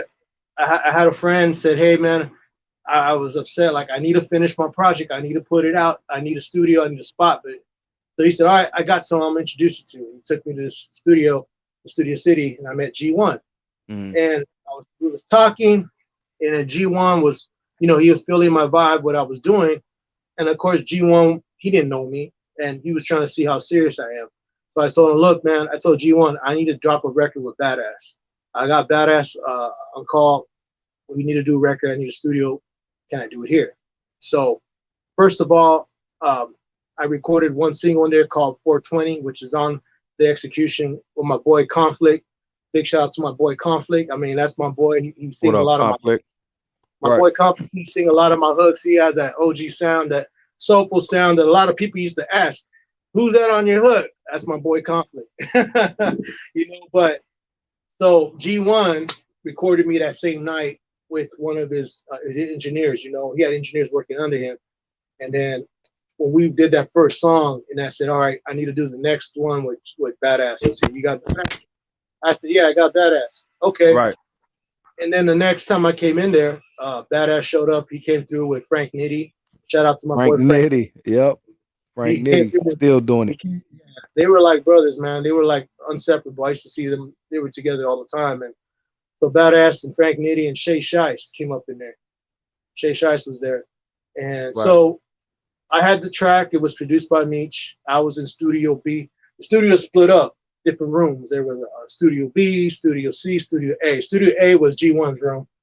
And people don't know, but G1 produced like all the hits with Quick, Dollars and Cents, Safe and Sound, Hand in Hand, you know, Sugar Free, If You Stay Ready, like all the hits. If you don't know who G1 is, you can look it up. G1, yeah, he's the man. So I had Badass up in there. And as soon as Badass came in there, I didn't know how tight him and G1 were, right? I knew, you know, come on, I didn't know Badass. But when he came in there, G1, he was like, G1's like, Badass. And we're like, it was like a reunion. I was like, oh, that's cool, man. I'm rocking together again. All right, cool. Right. You know, and they had like a little recreation room where they had a pool table and they had a big screen TV, the PS or whatever. But they had a wall where only celebrities signed that wall. There was no regular people in that studio. Anybody who came in there was either an actor or an artist, and they were celebs. Right. So I'm saying, me and Badass connected on that song "Down for Mine," and it was a trip how it came about because I showed Badass the beat. Badass started rolling up a blunt.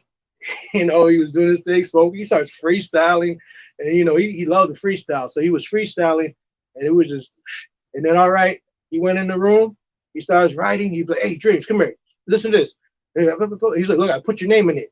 He's like, I usually have real sweet dreams. And I was like, "Oh, okay, cool." And I was like, right, "I put your name in it." And he was like, "All right." And then I was feeling it. He knocked it out quick, you know. And then I called some girls up, and then, you know, some girls came in, and then we just had a good time. But after that night with Badass, then G1 had a different respect for me. Because like I said, G1 was just getting to know me. So the next time I came in, G1 was like, "Dreamz, come over here. Let me introduce you to someone." So he introduced me to Nick Cannon. He introduced me to DJ Quick. He introduced me to Faison Love. He introduced like all these big heads. You know, those are just his people. That's just it was normal, right? But the thing is, the respect he had for me was like, Dreamz came in here with Badass the other night. And he blah, blah, blah, blah, blah, blah, blah. Like, I didn't have to say nothing, you know? And then even when I met Quick, the first night I met him, you know, he came out, I introduced myself, I said, "Hey, I'm Dreamz." He says, "I already know." He's like, "You speak loud quietly." And when he said that, I thought about for a second, "You speak loud quietly." I was like, I like that. I was like, I like that. And the first night I met him, first time I met Quick, I was in my room, and I see the way I was. I mean, I used to smoke a lot, so I used to carry an ounce of weed all the time, and I'd roll up joints and blunts and smoke. I let anyone come in my room. I wasn't like, "Hey, get out." No, I'd invite people in, and then next you know, like we're not even recording no more. We start freestyling. Here comes DJ Quick. "Can I get in on this?" I'm like, "Go ahead." So then next you know, we're all freestyling. And then people start cutting out the freestyle, then it ends up just being me and Quick. And Quick's right here in my ear. I'm hearing Quick freestyle in my ear. And I'm like thinking to myself, like, man, I'm used to hearing this man on the radio. Right. And I'm hearing him right here in my ear. Right. Wow. and I was just tripping out at the moment. And then I was like, okay. And then I had to go. It got late. It was like 3 a.m. And I told everybody I had to go. It was late. And I told Quick, man, I gotta go. He's like, "You leaving?" I said, "Yeah." He's like, "Let me walk you out." So he had a bodyguard at the time. So he walked me out, and then he told me outside, he said, "Hey man, it Dreamz. What? So this is you? Like, this is you? You don't change?" I said, "No, this is me." And he asked me again, "So this is you?" I'm like, "Yeah, this is me." He's like, "All right, I'll see you around." He just liked my vibe. Right. From that point on, man, me and Quick, we used to just kick it many of nights, picking each other's brains, man. I'll be in there, see Quick hitting on the drum machine. I seen him producing. I seen him do I seen the different sides of Quick. You know, there's people that know Quick, they know there's different sides of him. There's a family to that, you know, because it's just funny how I met G1, then Quick. Later I met KK, D, Second to None. I did a couple songs with them. Right. You know, later I met Sugar Free. So in other words, I was not in the circle, but I met the circle. And I was there. So Quick he was actually working on the Blackout album with Corrupt. And he would call me to his room to listen to it and tell me, What do you think of this? What do you think of that? He was asking for my feedback. He would ask for my opinion. And he'd come to my room, listen to my stuff, and give me his opinion. Like I learned off of him, being there while I was finishing the execution. Then I moved on to my next project, Cali Dreamz, self-titled in 2010, and he helped give me a little few secrets on that. There was even a time, let me get this. Quick used to throw shows at the Key Club called Quick's Groove. People back then would know about it. So he would always invite me, and actually I was supposed to open up for him one time, and I agreed, but I got locked up again. But one of the nights I didn't make it to the Key Club to watch him perform, fight broke out. Make a long story short, Quick socked somebody on stage, right? Everything broke out. They went to the back. I knew where the backstage was because I performed there before. So I went out to the front. And then Infrared, his nephew, I knew very well. I saw Red. I'm like, hey, Red, what's up? He's like, Dreamz, come over here. I go over there. So I'm in the circle, Quick, Infrared, me, and all these, so many people. I don't know who's who, man. I'm like, I'm looking around like I don't even know who to swing on. I'm the only SA, and everyone else is black.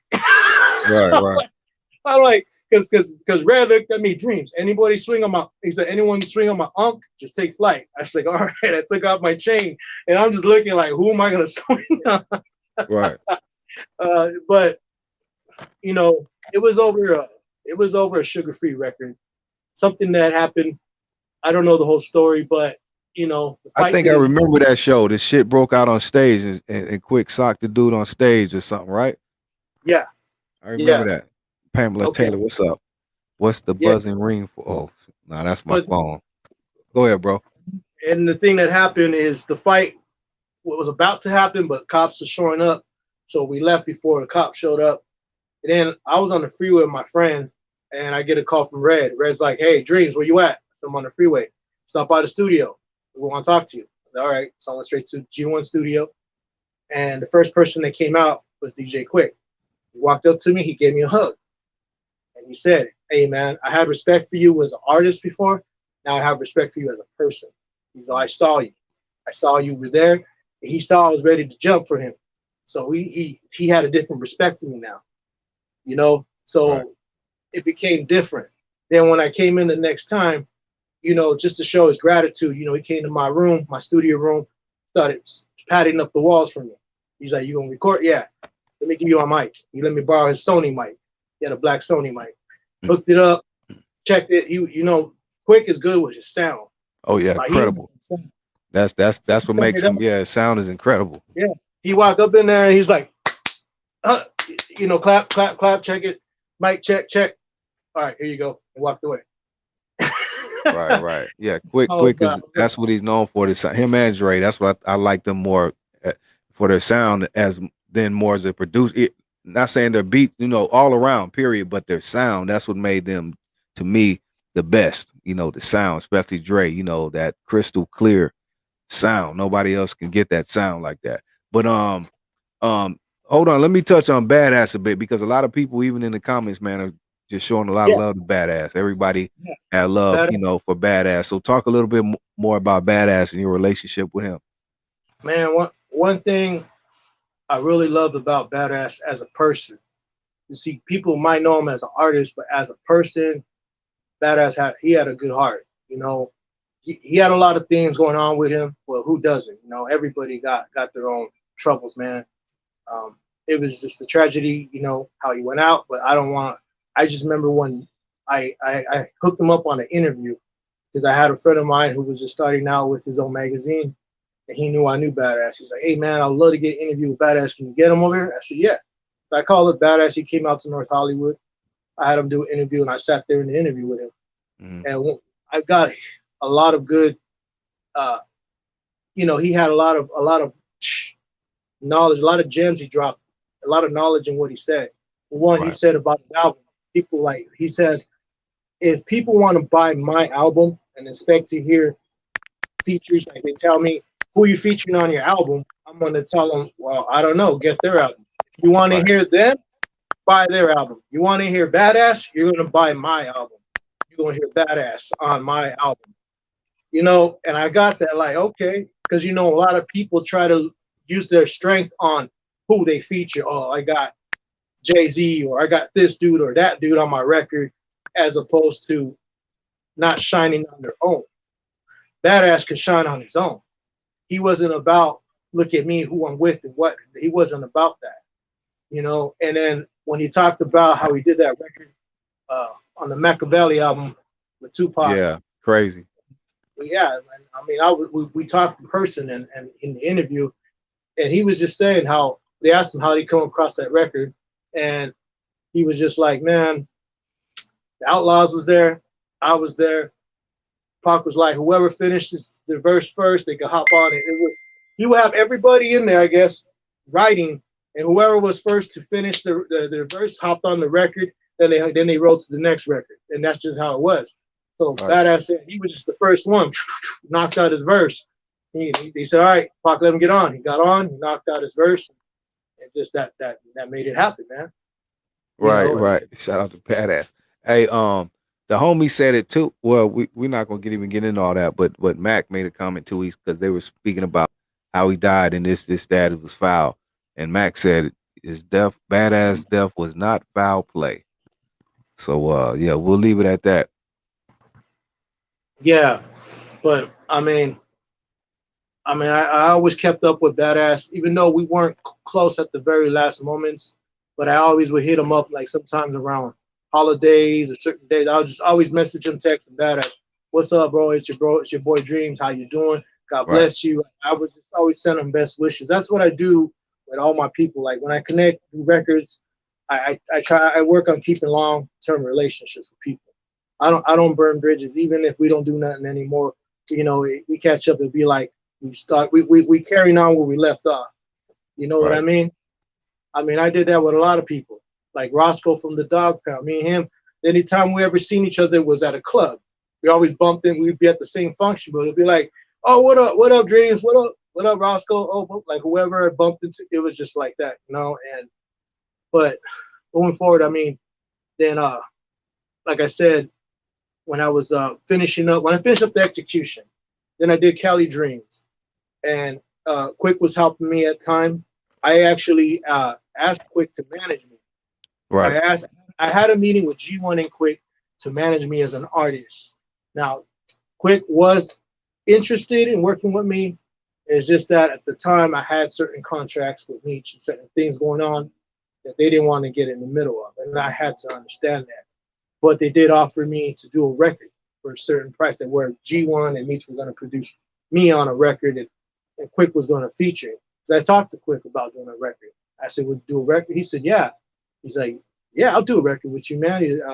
He said, as long as it's slamming, as long as it's something I'm feeling, I'll hop on it. And he wasn't talking about money, even though I know I respected him, and he did hook me up on a price for production and stuff that I thought was love, because I get it. They charge labels a certain price, and they can't. But as a homie, you know, they'll hook you up, and it's a business, bro. You know what I mean? It's like if your friend owns, you know, a restaurant, you're not going to show up and ask for a free meal. You're going to pay for it, and you're going to support your homie. So I had to respect. I don't ever look for hands out. And that's one thing G1 always welcomed me. He said, Dreamz, you know, your family, you're always welcome here. You never once asked me for anything. You always paid for it, even if it was $50, $20, $100, it didn't matter. You always paid for it. And that's what got me into a lot of doors. Another thing is artists need to stop asking stupid questions. Ask the right questions. Another thing is, because they told me, I would talk, you know, my engineer, my homie, Sean, he was my homeboy. He engineered me, but he was like, he said, you know, one thing that Quick and them like about you? I'm like, what's that? You don't ask stupid questions. And I was like, okay. And they said, no, because there's some people come up here and they ask some really dumb questions, or they, you know, they act weird. They act funny. That's why I get why when Quick met me, he said, this is you don't change.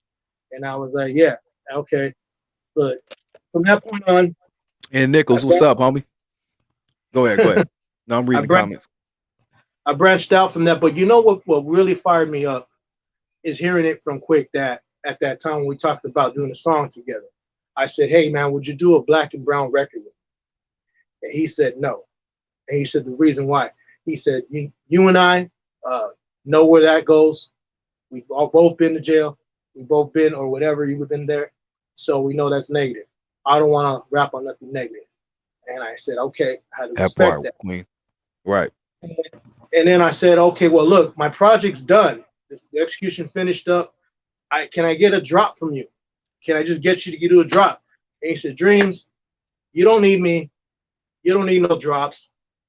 Drop it already. Just go and put it out. You got it. That's what he said. You got it. Just go put it out. I was like, all right. And I remember I left the studio. 2 weeks later, I dropped the execution. Came back with the CD in my hand, pressed up. When I saw Quick again, I said, Quick. I said, what's up? I put it in his hand. Here you go. He looked at it. He looked up at me. He smiled. He's like, this cover's hot. And I was like, yeah. He's like, this is me? I'm like, yeah. He's like, I'm going to play it on my car on the way home. He liked because he fired me up. He said, you don't need this, that. Just go do it. Just put it out. Do it. And that's when I hooked up with. That's when I worked on my next project. Hooked up with KK. Hooked up with Sly Boogie. My boy Sly Boogie. Much love to my boy Sly. He's back around, man. Me and Sly gonna work on some new stuff. But we had a record midnight. Sly Boogie, he was hard, man. Shout out to the IE. Yeah, Sly Boogie was hard. Yep. So then, pushing forward, man. I mean, it's just that's when I started getting into producing.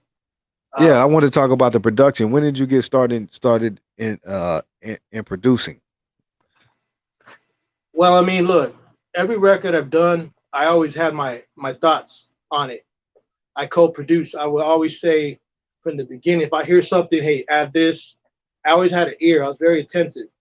So I always add my input on records.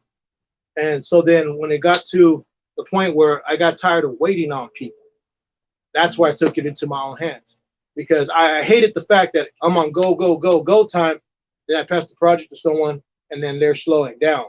And it's like, I'm trying to move, you're slowing me down. So I know if you do it yourself, there's no excuse. So I started learning how to record. Started learning how to produce my own.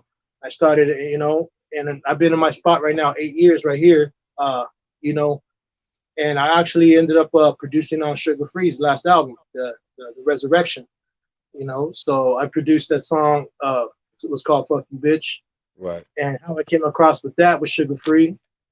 My cousin DJ Bobby B, my boy, he's Sugar Free's DJ. And so, even though I opened up for Sugar Free before in Long Beach, and we've seen each other here and there, but we didn't fully really meet until like my boy Bobby brought me in the studio with him, and we ended up freestyling the first night. And this funny thing is, like I said, like when you meet people for the first time, an introductory is almost kind of like a freestyle. When I met Quick first night, we freestyle. When I met Sugar Free first night, we freestyle. When I met Busy Bone for the first time, we freestyled live on stage. Being Busy, that's another story. It was one of his shows. We ended up freestyling live on stage, and I could get into that story, but I'm just saying, it was always, we introduced each other with a freestyle. Right. And so with Sugar Free, he was looking for someone to help him in engineering and recording. So they set it up. My boy Bobby B set it up, and his manager Ted, where I went up to Free's house. It was just me and Free, and he had his computer, his Pro 2. He said, he had a record with him and Daz from the DPG, and he was like, he just pretty much said, do what you do, like show him what I can do. So I had to take what he had using his stock plugins and just mixed it real quick and showed him what I can do, and he liked it. He was like, damn. He's like, see, I'm an artist. He said, I just rap. I don't do this. I got you. I got you, man. And that's when he took me on. And what was cool about Free is, Free, man, he got a good heart, man. He always tries his best to look out for his camp people around him. Like he said, I can't do this forever. So he always tries to share his platform with people that are around him, that got good energy. He did that with me. When we recorded that song, "Fuck You, Bitch," it was the first track that I even played for him that was my own production. Right. And see, I wasn't real big on my own production. This is the thing. Like, I still wasn't fully confident with my production. But I played this one for him. I said, what do you think of this? And right away, when he heard it, that's the one. He's just the first track. That's the one. That's it. Leave it there. And I was like, all right. And you know, I had the groove going. People don't know this, but see the album, the Resurrection, of course, is produced by Fingers, but the song itself, I have the original. They just Fingers did a remix to it, but it's still my own because I wrote the melody. So that bump, bump, bump, bump, bump, bump, bump, I have the original. Okay. And so Free wrote to that. And then when I was recording Free, I was feeding him lines. I mean, he has his own way of doing this. Don't get me wrong, he's a genius in how he does it. But I liked it that he was open for me to work with him, and I would feed him energy and things, and he would take it, and we were working. And he was excited, and he was like, he would tell his manager, Ted, he's like, man, Dreamz. He's like, when he up in here, he like, Sugar Free. He's like, Free, ready to go? Ready to do this? Ready to go? Ready to go? He's like, man, Dreamz is on me. Right. You know, he's on me. And he told me, and he gave me a compliment, and I appreciate it. He said, next to Quick, he liked working with me. Next to Quick. And he said, because of my energy and the way that I work, and we worked well together. Because that night, he did that song, then he dropped the song. I actually got a song with him. In return, he jumped on a song with me, which I still have to this day. It's unreleased. Okay. And it's a banger too. But Free recorded so much music that he could have picked any record, but he picked mine to throw on the album. And you know, I got to give shout out and love to that. That's what's up. That's what's up. Let me see. I was just checking these comments if we had any questions. People were asking questions earlier. I know. Any questions? We'll take any questions right now. If you got any questions for my boy Dreamz, he's here for it, man. But a lot of people were just giving a lot of love to Badass, so I'm glad we were able to shed some light on him. And you hooking up with Quick. I mean, you did so much. What would you say of yourself? And then I want to get more into the production side, asking you what do you prefer? You like better producing or well, I guess once you can produce and run your thing, you could do whatever. You could produce yourself and record yourself, right? But before we get to that, I want to ask you over the course of your years in the industry or just moving around, doing your thing, what would you say, what was the highlight of your career and what did you enjoy the most throughout your journey? I mean, as far as a highlight, man, I mean, I had many, and even though, hey, hold on, Dreamz. The homegirl asked, she asked this earlier, and she asked again, did you ever sign that wall, that famous wall? Oh, yeah, I forgot to say that. Yeah, the night that me and Badass did that record, actually G1 asked me and Badass to sign the wall. Me and him signed it together at the same time. So both our signatures are right next to each other. Okay, yeah, there it is. Pamela Taylor, there it is. Miss Reed, what up, girl? Okay, all right, go ahead. Conejo, what up, homie? Shout out to homie Conejo. Rest in peace to the homeboy Negro too as well. Right. Which Conejo? Yeah, Conejo? Conejo the rapper? No, that's my homeboy Conejo. He's like my co-host on the show most time. What up, Conejo? Stuff going on. Yeah, that's my boy. I just asked because I did a record with Conejo. Oh, you did? Okay. Shout out to Conejo. I did a record with Conejo. I did a record with OG Kid Frost. I mean, I've done a lot of records. You did a record with every man. Hold up, man. Man, give my boy a round of applause. Dreamz, you did it all, bro. So that's goes back to my question. What was the highlight of your journey? Or because it's still going, you know what I mean? But what was maybe the highlight of it so far? Like I said, man, I had many, man. I mean, just even working with Kid Frost. I mean, come on, I go back to the 80s. There was no barrio or neighborhood. You couldn't walk down the street and you wasn't hearing "This is for the raza." Right. On the radio. Yeah, that was sure. That was the song. That was the jam. That was number one for a minute. Yeah, he's the one that opened the gateway for a lot of us, man. And so to work with him, you know, he had a studio out in Burbank, and my homie, shout out to my boy Steven, Tree Post Production.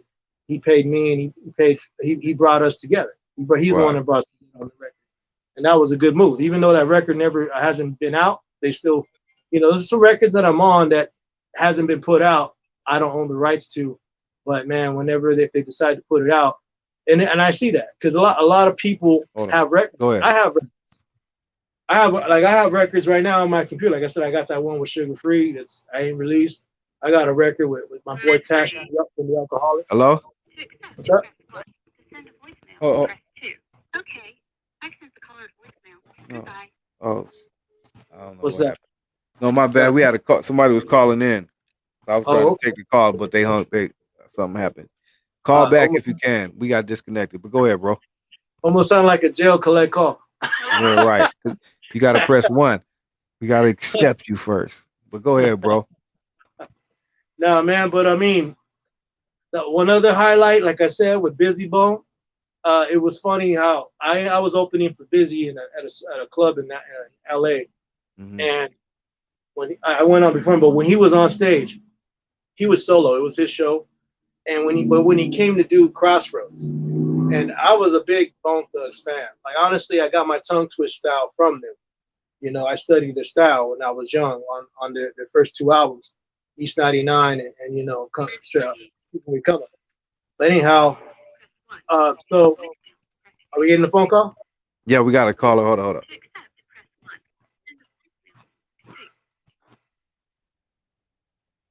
Hello? Hello, is this the G-Lew show? Yes, this is. What's up? Hey, Mr. G-Lew, wonderful show. I have a question for your guest, Cali Dreamz. Okay, go ahead. Who am I speaking to? Hold on. Who is this? This is Miss Reed trying to get through from my jail phone. Oh, okay. What's up, Miss Reed? What's up, baby? How you doing? I'm doing good, you guys. Okay. But Cali Right, Dreamz, this is my question. So when you talk about like a Kid Frost, you talk about like a lighter shade of brown. You're talking about like In Too Deep. That's my childhood, right? And I always wonder for Hispanic rappers, how do you feel about their legacy that they left behind? Man, it's a beautiful legacy.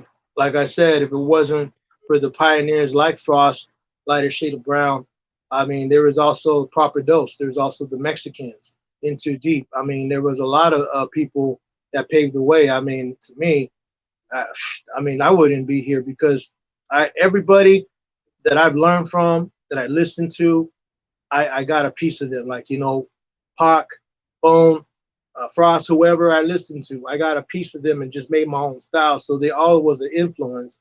If it wasn't for them, you know, so I mean, yeah, and it's a privilege to be able to either know them, work with them, or anything with them, you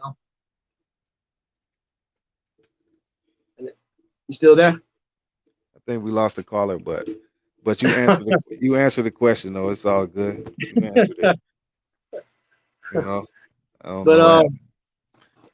Like I was saying, so like, until we get another question, but go ahead. The thing with Busy is when he came on with the Crossroads song, and I know that song. He was so when he came on the hook, he didn't have nobody backing him. He had one person that was backing him on the mic, but this guy wasn't doing a great job. So he was like singing like, you know, see you on the crossroads. So I hopped on stage, and I saw like, what's that guy approached the guy with the mic, and I said, hey man, let me get the mic, let me back him up. He was like, what? I said, yeah, let me get the mic, let me back him up. Right. Said, all right. He gave me the mic. So Busy saying, see you at the crossroads, and then I come in, so you won't be lonely. And then Busy, he turned his head and looked at me, right? He looking at me like, who's this? And he's like, hold up, DJ, cut the music. So the DJ stops the song. He's like, play a beat. And as soon as he puts on a beat, he starts saying, bus, bus, bus. Everyone starts saying, bus, bus. And then the guy that gave me the mic looked at me and said, all right, now you got a bus. I was like, all right. So we ended up freestyling live on stage. It looked like it was part of the show. And so it was funny because you know, Busy, man, I ain't gonna lie, he's one of the fastest spitters, if not the fastest. I mean, he'll spit you to the ground. But I was keeping up with him. He'll go 4 bars, I go 4. He go 8, I go 8. He go 2, 2. It was going back and forth so fast and crazy. And I was just the adrenaline, the rush of it. It's like boom, boom, boom. We didn't miss a beat. And then I said, stop. I said, DJ, cut the beat. So he stopped the beat. And I said, hey, Busy Bone, can I say something real quick? Can I say something to you? He's like, yeah, go ahead. I walk around Busy and I said, hey, I know a lot of you people see me up here tongue twist and doing it and chopping this verse, but I got to give it up to this man because this is where I learned it from. This is where I got it from. If it wasn't for Busy, it wasn't people like Bone Thugs. So then I said, Busy, I just want to say, man, you got love for me and you got love from LA. And at that very moment, the DJ puts on California Love, and we all start dancing on stage. So it looked like it was just part of the show. Right. But it wasn't. It wasn't. So that was a cool one, you know? Hey, like the that. homegirl said, have you ever worked with Tony A? You know, Tony A the Wizard. Oh, no, I haven't. I know his show. I actually follow him, but no, I haven't got a chance to work with him. Okay. Any other questions? And you ask, hold up, they said, G-Lew, can you ask Cali Dreamz if Hispanic hip hop is more popular in local or in North Cali or Southern Cali, no Cal or SoCal? Honestly, I mean, in California, sad thing about California is it's very saturated. And the further out you go from California, the more love people show. Like Chicano rap is big in Japan. Chicano rap is big in Europe and other places. But I noticed when you travel, the farther out you go from Cali, the more love you get. Because here, it's kind of like after all the shows I've done, touring, I toured high schools and junior highs. I actually used to do a PACE program promoting academics through creative expression. Shout out to my boy Thomas Heck, who ran that program, where I would go and talk to the kids about the importance of education, and I would perform for them. But I'm just saying, it's like just seeing around so much stuff, it was sad to see a lot of people didn't show no love here in LA. A lot of people were just to themselves. They go rock a show and leave. They wouldn't sit around support. So Chicano rap here, I feel, ain't as strong as it could be. If that hopefully answers it. It ain't as strong as it can be. It should, you know, but a lot of us is doing this. We bumping heads and fighting each other. Like, big shout out to my boy Local Negro. I work with my boy Local Negro. He's dope. He's working with Ernie G. You know, shout out to my boy Sporty Loco. Shout out to Ernie G. That's my boy. Where is Frank? Where is Frank V though? Why is nobody seen? Where is Frank V at though? I couldn't speak on that. I never had the chance to meet Frank V. I met Ernie because he works with Local. But yeah, I don't know, man. I mean, I could have. Mystery right there. I had people that worked with him. Like I used to work with Victor Zaragoza, where he was on 92.3 The Beat. That's when it was an oldie station, and you know, and at that time he was having me write for him. He was working with Art LeBeau. That's when we had the oldie show, Art LeBeau. Right. Thank you, Miss Reed. Right. So, but I never had a chance to make that connect. Shout out to Frank V though, man. Frank V was everybody knows, like the Mexican Ice Cube. He was hard though, and Proper Dose. Ernie G, much love. Thank you again, Miss Reed. Homie N Nickel says, should I remember bumping Dominator, Frost, Night Owl back in the day? Night Owl featuring Big Psych, Lifestyles of a G, still classic. And she said, did Cuz ever meet Gangsta Red from Booyah Tribe? No, but Booyah Tribe, man, that's another one. No, I didn't, man. There's a lot of greats. I felt like even if Tupac didn't have died, I would have met him. And it's just because of it's a small circle, man. Everybody you were making it around. You met you network with a lot of people. It's like now that I produce music and I also produce film. Like I do short film documentaries and I shoot music videos. But I wouldn't have got into it because the way I see it, when you perfect one thing, when you get really good at one thing, that's the thing. You need to focus. Like Sugar Free even said, man, he said if you focus on one thing instead of multiple things, you become great at it. And that's what he did. He focused on what he was doing with his rap besides pimping. Right. And see, with me, I was focused as an artist, but once I perfected being an artist, I had to branch out. So I started learning production. Once I learned that, I moved on to videos. It's like once I mastered one thing, I got to move on to the next. I was sitting in the office in Beverly Hills with Quincy Jones the third. I had a meeting with my boy DK No Deal, and he was sitting with Quincy, and they were talking about filming, and Quincy told me, he said, look, if you could write a song, you could write a film. So he was the first one to actually give me the seed to motivate me to do film. Because before that, I wasn't thinking about film. But, because, as far as entrepreneurs and people in this entertainment business, music is what they call low-hanging fruit. It's like the lowest of the lowest. People are not investing in it like they used to.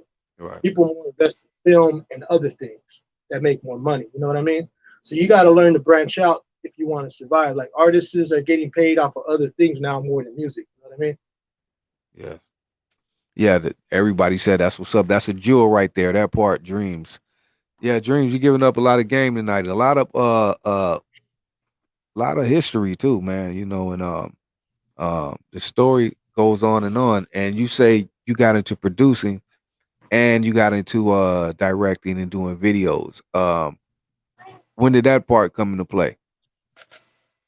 About 8 years ago. I was actually, man, I was in trouble with the law. Like I said, I came from the streets. I was looking at 15 years in prison. I dodged that bullet. I copped the deal, got out. And then I remember going to my PO, and I told my PO, you know what? I can't go back to my mom's. I can't go back to where I was at. I'm going to go back to jail because I just don't like it there and we don't get along. So I was at kind of like the end of my rope, what to do at that point in my life. So my PO suggested, why don't you go back to school? Why don't you finish a 2-year degree or something? And I thought about it. Don't you like music? Don't you like doing music? She knew she knew I like doing music. And I was like, well, yeah. She's like, isn't there like a music class or something you could do? I said, well, I'm going to look into it. So after I left, right when I left her office, I caught the bus, went straight to college that same day. And it's, it seems like every time when you feel motivated to do something, the devil, the enemy, is always there to try to stop you in your tracks. Because that time, on my way to the school, I got stopped by the police at the bus stop. They were harassing me. It seemed like there was obstacles to get there when you're destined to do something. Right. And when I got there, I looked up, there was a Pro Tools class in video production. So I said, all right, let me do this. But instead of doing just that one class, I took the whole video production. So I just dove in it just to try something new. I ended up liking it. So that's how I got into it. And I realized music and video goes hand in hand. And when I got into the cutting and editing and Pro Tools, I'm like, man, because I know a lot of people, they don't like working in Pro Tools. As far as they don't like doing the production, editing, I just want to be the artist. I don't want to do that part. Right. I like doing this part. I like cleaning up music. I like doing this. And I got into it, so I got into video. I actually got a hip hop documentary that I started filming that I still haven't put out to this day, but I got interviews with Glasses Malone. I got interviews with Roscoe, with Sugar Free, my boy Bones LA, which he's with High Power right now, and he's popping right now out of Stanford on the Valley. I got just all kinds of interviews, man, and all kinds of footage with Bo Rock from the Dove Shack and all kinds of people, and I just have it all here that I could put out, So it's just a really matter of also timing, how to do something. You're gonna do it right. You don't just put something out just to put something out. Everything got to be right. Right, that's what's up. And tell us about how you hooked up with the homie Isaac Pedrosa, Righteous by Faith, which you wound up doing the song, producing the song, and doing the hook. And me and Isaac hooked up and made the classic "Welcome to LA," which we made the video for, which you directed. Tell us about all that, man. Well, my boy Isaac, he reached out for me on my IG, and he pretty much just said, "Hey, bro, I noticed that you talk about the Lord Jesus Christ and things like that, because I'm a believer. I give my life to God, and I left the gang lifestyle with certain things. So he just seen certain things on my post that he liked, and he reached out to me. He told me, he said, I'm trying to do music, and I'm just starting off, and so you know what." I connected straight with him. Like I just felt spiritually led, where I just called him. I just called him on a video call instead of messaging, and I reached out to him, and then we hit it off, man. We were talking, and you know, I told him what I do, that I could help develop him because I have all this experience and I have all that. So, you know, we hooked up. I brought him in here, and that's how I got him going. And he always talks about that, man. He knows that. He said that God put me in his life, and I played a major role in him starting off in the music because I was here teaching him, you know, developing him how to do it in the studio, how to do this, and then we did that one song. Even the songs, you know, I always threw my feedback, and he was open to take my feedback and to, you know, because sometimes, you know, we're like brothers now, man. It's like we bump heads because I might throw ideas, and he'll tell me, oh man, just because you're Cali Dreamz, I gotta listen to you. And I'm like, nah, it's not even like that. He's like, no, sometimes it's not like that. I'm like, well, I'm just trying to give you my experience, bro. What I feel, what I know. So what was that new stuff you guys were working on, the video and all that? New stuff. You guys were doing a video the other day for it. Yeah, well, that's the song that me and him first did together called Battle Cry. Oh, okay, okay. It's talking about, you know, the end times and the coming of Christ. So that's his song, and I ended up just jumping on. It was his song initially. It wasn't our song. It was his song, but he allowed me to throw my feedback ideas, and then I heard something on the hook. I said, hey man, let me do something quick, and I just jumped on the mic. When I living in the end times, you know, I just started throwing ideas in there. He didn't ask for that, right? Because that's the kind of artist I am, man. I hear stuff on a record, boom. I just hear melodies. I hear words. I mean, I've been doing this so long, I don't even write down my songs anymore. I just freestyle them in my head. I write it in my head, you know? Right. Hey, and tell them about, back up a bit and, tell them about the video. You know, we did the video you directed and shot and all that. And, how it came about, the location, the Staples Center. You know, tell us about that video we did, man. Well, man, the video, I think it came through the way it's supposed to. Because I know Isaac just said he wanted to shoot some parts up in downtown LA and kind of get the downtown artistry vibe. And so he picked a location. I just made the most out of the location. You know, I'll go and I just, you know, I'm the one that will look because he's never done a video. He's never done this before. So he was kind of going off of my ideas, trusting me. So I was the one setting up the shot. You guys stand here, do this. I set up, directed everything, and he was open to let me direct and direct the shots and on the angles that I shot. And then how we were waiting for you to come to LA, you know, because we know you were out of town and you got here. Same thing. He decided, hey, I want to do this. I want to hit the State Center. So it was all kind of like freehand. It wasn't written because I have done videos where everything's scripted. Before we go out and shoot. So and then there's a purpose for that. But this one was all freehand off of my head. But it still felt like that though, like everything was, you know, script. Oh, we're gonna shoot here, shoot there, you know. Yeah, and that comes from my 8 years of experience of shooting. Right. That I've been shooting so far, you know. Right. That's what's up. Let me see. Hey, did the screen freeze up on us? No, we're good.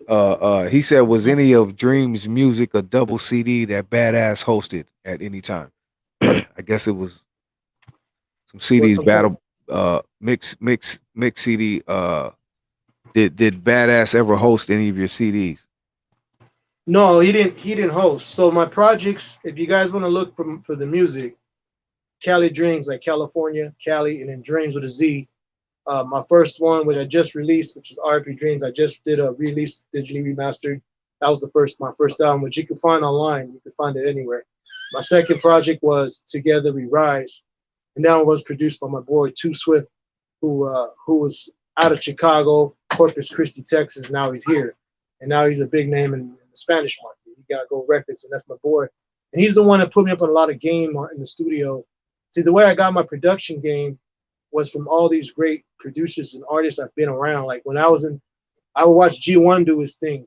G1 mixed R. Cali. You know what I mean? He makes Will Smith. He makes like all these. And so I would watch like how he got his snare. Right. Boy Swift from the South. He gave me the trick on how to make, because he was from the South, so he know how to get them hard hitting drums. So he taught me his technique, how to make the drums hit hard. So I took a little bit from everybody, you know. And the thing is, so my second project was Together We Rise, which I have a really great song that everybody loves called Together We Rise. And there's a video on YouTube. You can look it up, Cali Dreamz, Together We Rise. That's a great song. It's about my loved ones that passed away, my brother, my dad, and a lot of people. Then the third project is The Execution. And that one is with Badass, Cocaine, E. White, Fredro Starr,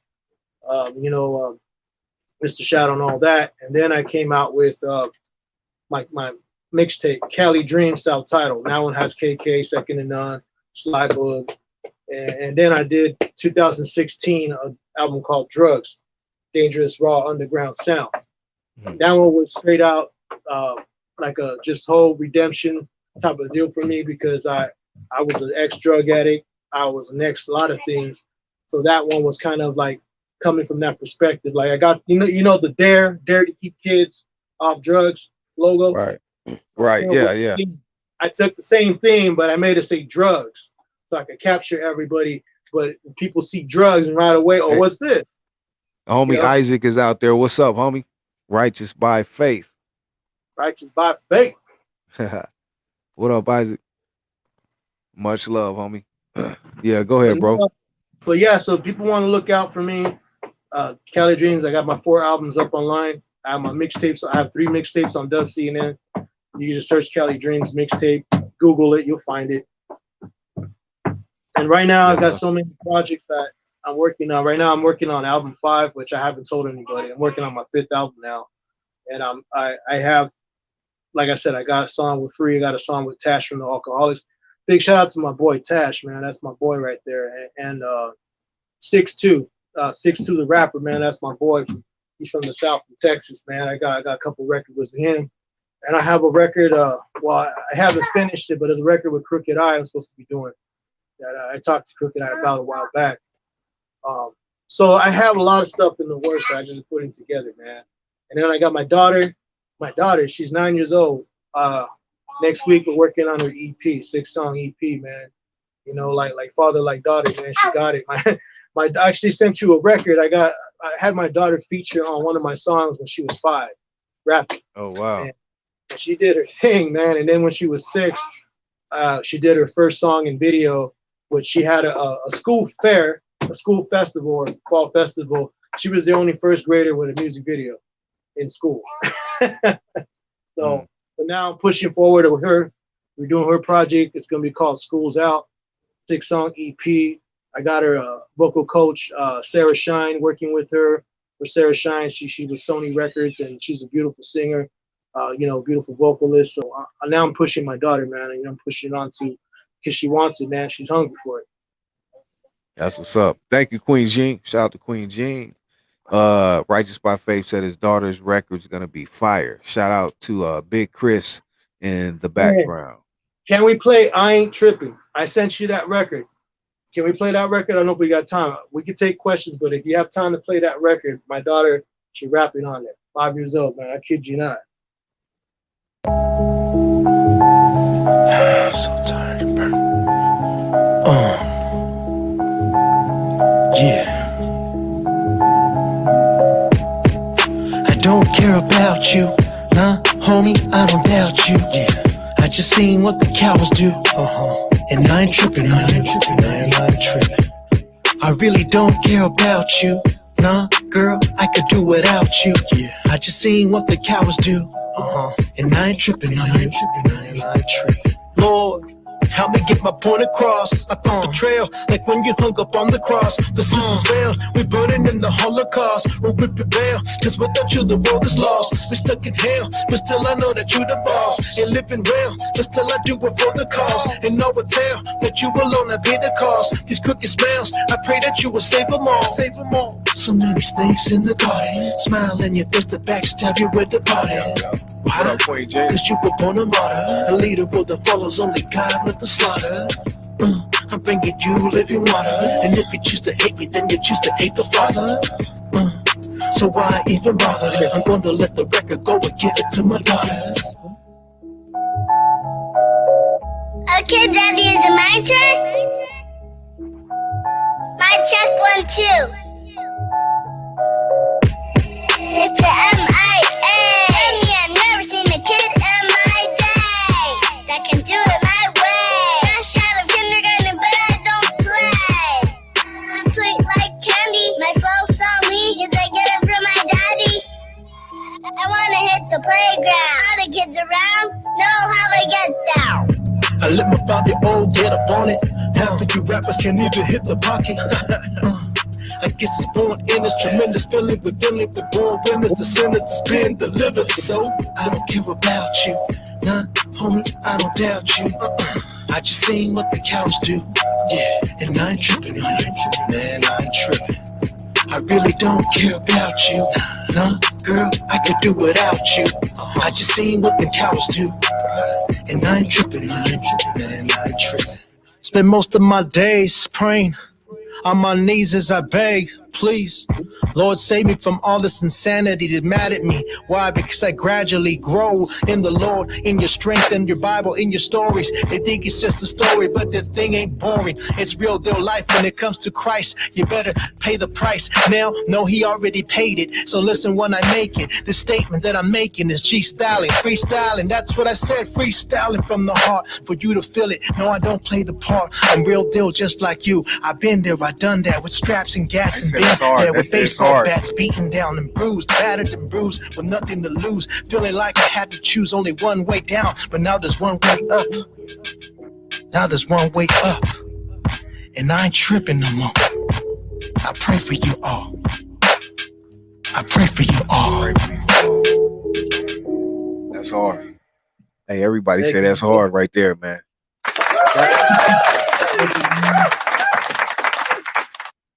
Man. That's hard, my boy. Thank you, brother. The way that came together, straight from the heart, man. You know, actually, that was a one-take freestyle at the end. Wow. That was not written. That was a one-take freestyle, no do-overs. Wow. That is straight from the heart, you know. Yeah, that was hard, man. You and baby girl, huh? Yeah, that's when she was 5, young Mia. Now she's 9. So now we're getting serious with it, you know. That's what's up. That's what's up right there. Those lyrics. Yeah, everybody say it's fire. Everybody giving it up, homie. So thank everybody. Let your daughter know everybody loves it. Let your daughter know everybody loves it. I'm gonna let her know. I'm gonna let her see this when she comes. She's coming next week. We got a whole week booked. We're gonna be in here. Work. Excuse me. Work. That's what's up. What else we got for him? You want to bang out? We got a few minutes left. Let's do Midnight and You with my boy Sly Boogie. I'm boy Sly Boogie back on the scene, man. We're gonna be working on some stuff. So let's hear that Midnight and You with Sly Boogie. My boy Conflict on the hook. Yeah. What's up, baby? You know what time it is. It's all about that Midnight and You. That's right. I got my boys with me. Sly Boom, Conflict. You already know what this is. And if you don't, check this. I'm only you by my side. We living on the highway. And I can tell from your eyes that the night is going my way. Where we go is up to you. I was taking back to my place. I am the other guy. You can get on with the night. Late night creeping, cause my two-way keeps beeping. It's this girl texting me, telling me that she been thinking about the other night when I held her so tight. Slid my Jimmy up inside and it was feeling so right. Some sexual affection, she's feeling ready and willing. Just like Marvin Gaye, she needs a little sexual healing. So I picked her up in a sack, blew a blunt and brought her back to the shack. Threw my Mac and yeah, the girl was stacking. that. I'm rubbing on her booty, bumping notice but goodies. I turned the lights around the rubber, then I kicked out my footies. Got your business. The girl is asking me now, what is this? Is it love? Is it lust? Or just the way you hit this that has me feeding every day? Or is it just your gangster ways? I don't know, but I know we need to go our separate ways. Looked at my watch and said it's 5 o'clock. Time to shake the spot. So I told the girl it's time to kick rocks. I'm only you by my side. We dipping on the highway. And I can tell from That's all right there. That the night is going my way. That's my first time for you on the hook. Where we go with That's all. I was thinking Yeah, he killed that hook, man.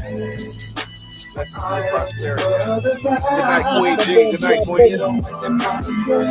My books, I'm breaking saddles in my travels. Leaning to the side, ice skating through the shadows. Twisted back eyelids, droopy and sleepy hollows. Giving these bitches way more kicks than Ferragamos. Coca-Cola bottle shaped bitches as cold as models. I'm lusty for the bitch who can follow and hold a combo. But most of these MySpace hoes be so shallow. Pursuing some fiction fantasy from a fucking novel. But welcome to reality, my step in my staple. Escape the dangers of the jungle, come lay in your cradle. In ghetto heaven, wrapped up in the wings of an angel with access to the shit that you never thought you could finagle. From your nipples to your navel, just taste it as sweet as maple. I make the hardest lesbian dyke betray the rainbow. And after that, it ain't no turning back. Sagittarius on the zodiac, it's the Bernardino Mac. I'm rolling you by my side. Hey, man. Hey, Sly Boogie was hard. Yeah, Hey, it's, they said, did he ever work with Nocturnal? Did Sly Boogie ever work with Nocturnal? Yeah. Or you or Sly Boogie, I don't know. But I'll ask him. You know he's watching the show right now. Okay. I got Sly Boogie tuned in right now. He's watching. He sent me a text. Shout out to Sly, man. Sly Boogie, man. Yeah, Sly's watching right now. Respect. Shout out to the IE. Yeah, man. The Sly, now we got something coming. That's what's up.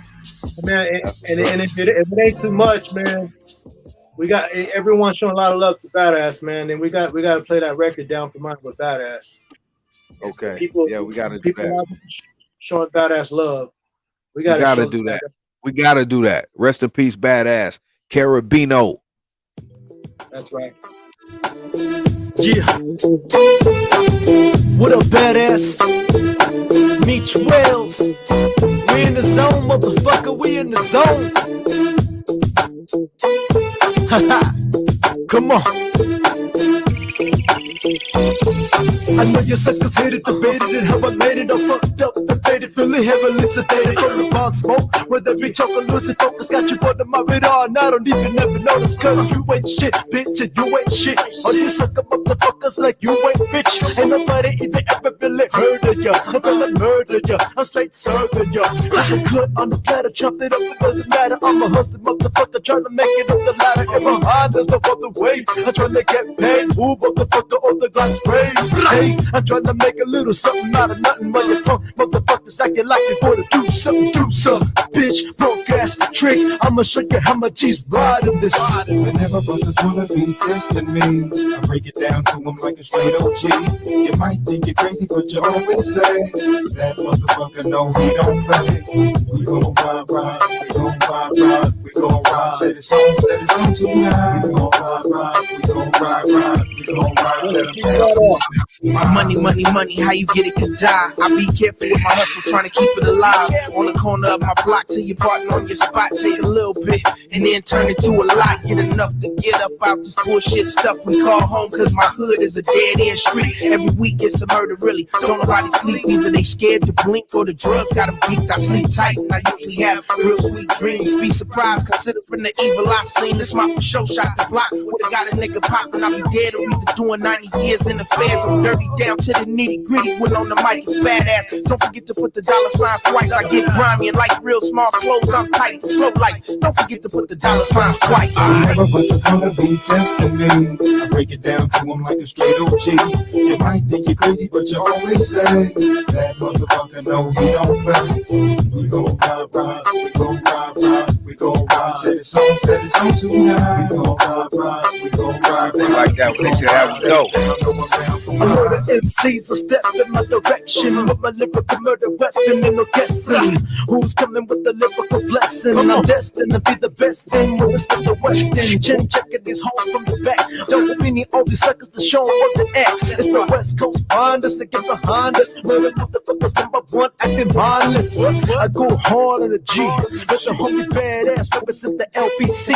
323 213 310. We all go and represent the same area code. It's just West Coast low. So suck up all this game like some endo smoke. 818, get your plates and conversate with real motherfuckers that regulate. So come on. Never was just gonna be testing me. I break it down to him like a straight OG. You might think you're crazy, but you always say that motherfucker know he don't play. R.I.P. to the homie badass. We gon' ride, we gon' ride. Set it on tonight. We gon' ride, we gon' ride, we gon' ride. Set him down, know I'm down for mine. Yeah, that's right, we got badass up in this motherfucker. Meet Wells, no doubt. Dreamz in the zone, you know how we hold it down, shit. Represent all over, motherfucker, West Coast. That's right. Check it out, all you motherfucking busters. Damn, you best understand who you fucking with. That's right, cause we don't play. Show them busters how we regulate. 818, LA, all day. That's right. Come on. No, that's, who is that on the hook? My boy Conflict. Once again, my boy Conflict. K the Hook Man. Okay. No, they were saying Nate Dogg's son. No, that's not him. That's Conflict on the hook. You know, it's funny. A lot of people used to say that, hey, is that Nate Dogg on the hook? Nah, man. I mean, that's just my boy. He just have that soulful, deep sound, man. And, right. and Conflict's one of my boys, man. He's from LA, man. And we connect and have a chemistry, man. It's just unstoppable. The way we work together. Me and him got hundreds of songs put together. I actually introduced him to Meech, and then Meech put him on songs with the game, with all kind of people. Like, I plugged him in, and he started using them. Right. That's what's up, man. Max said it was a compliment.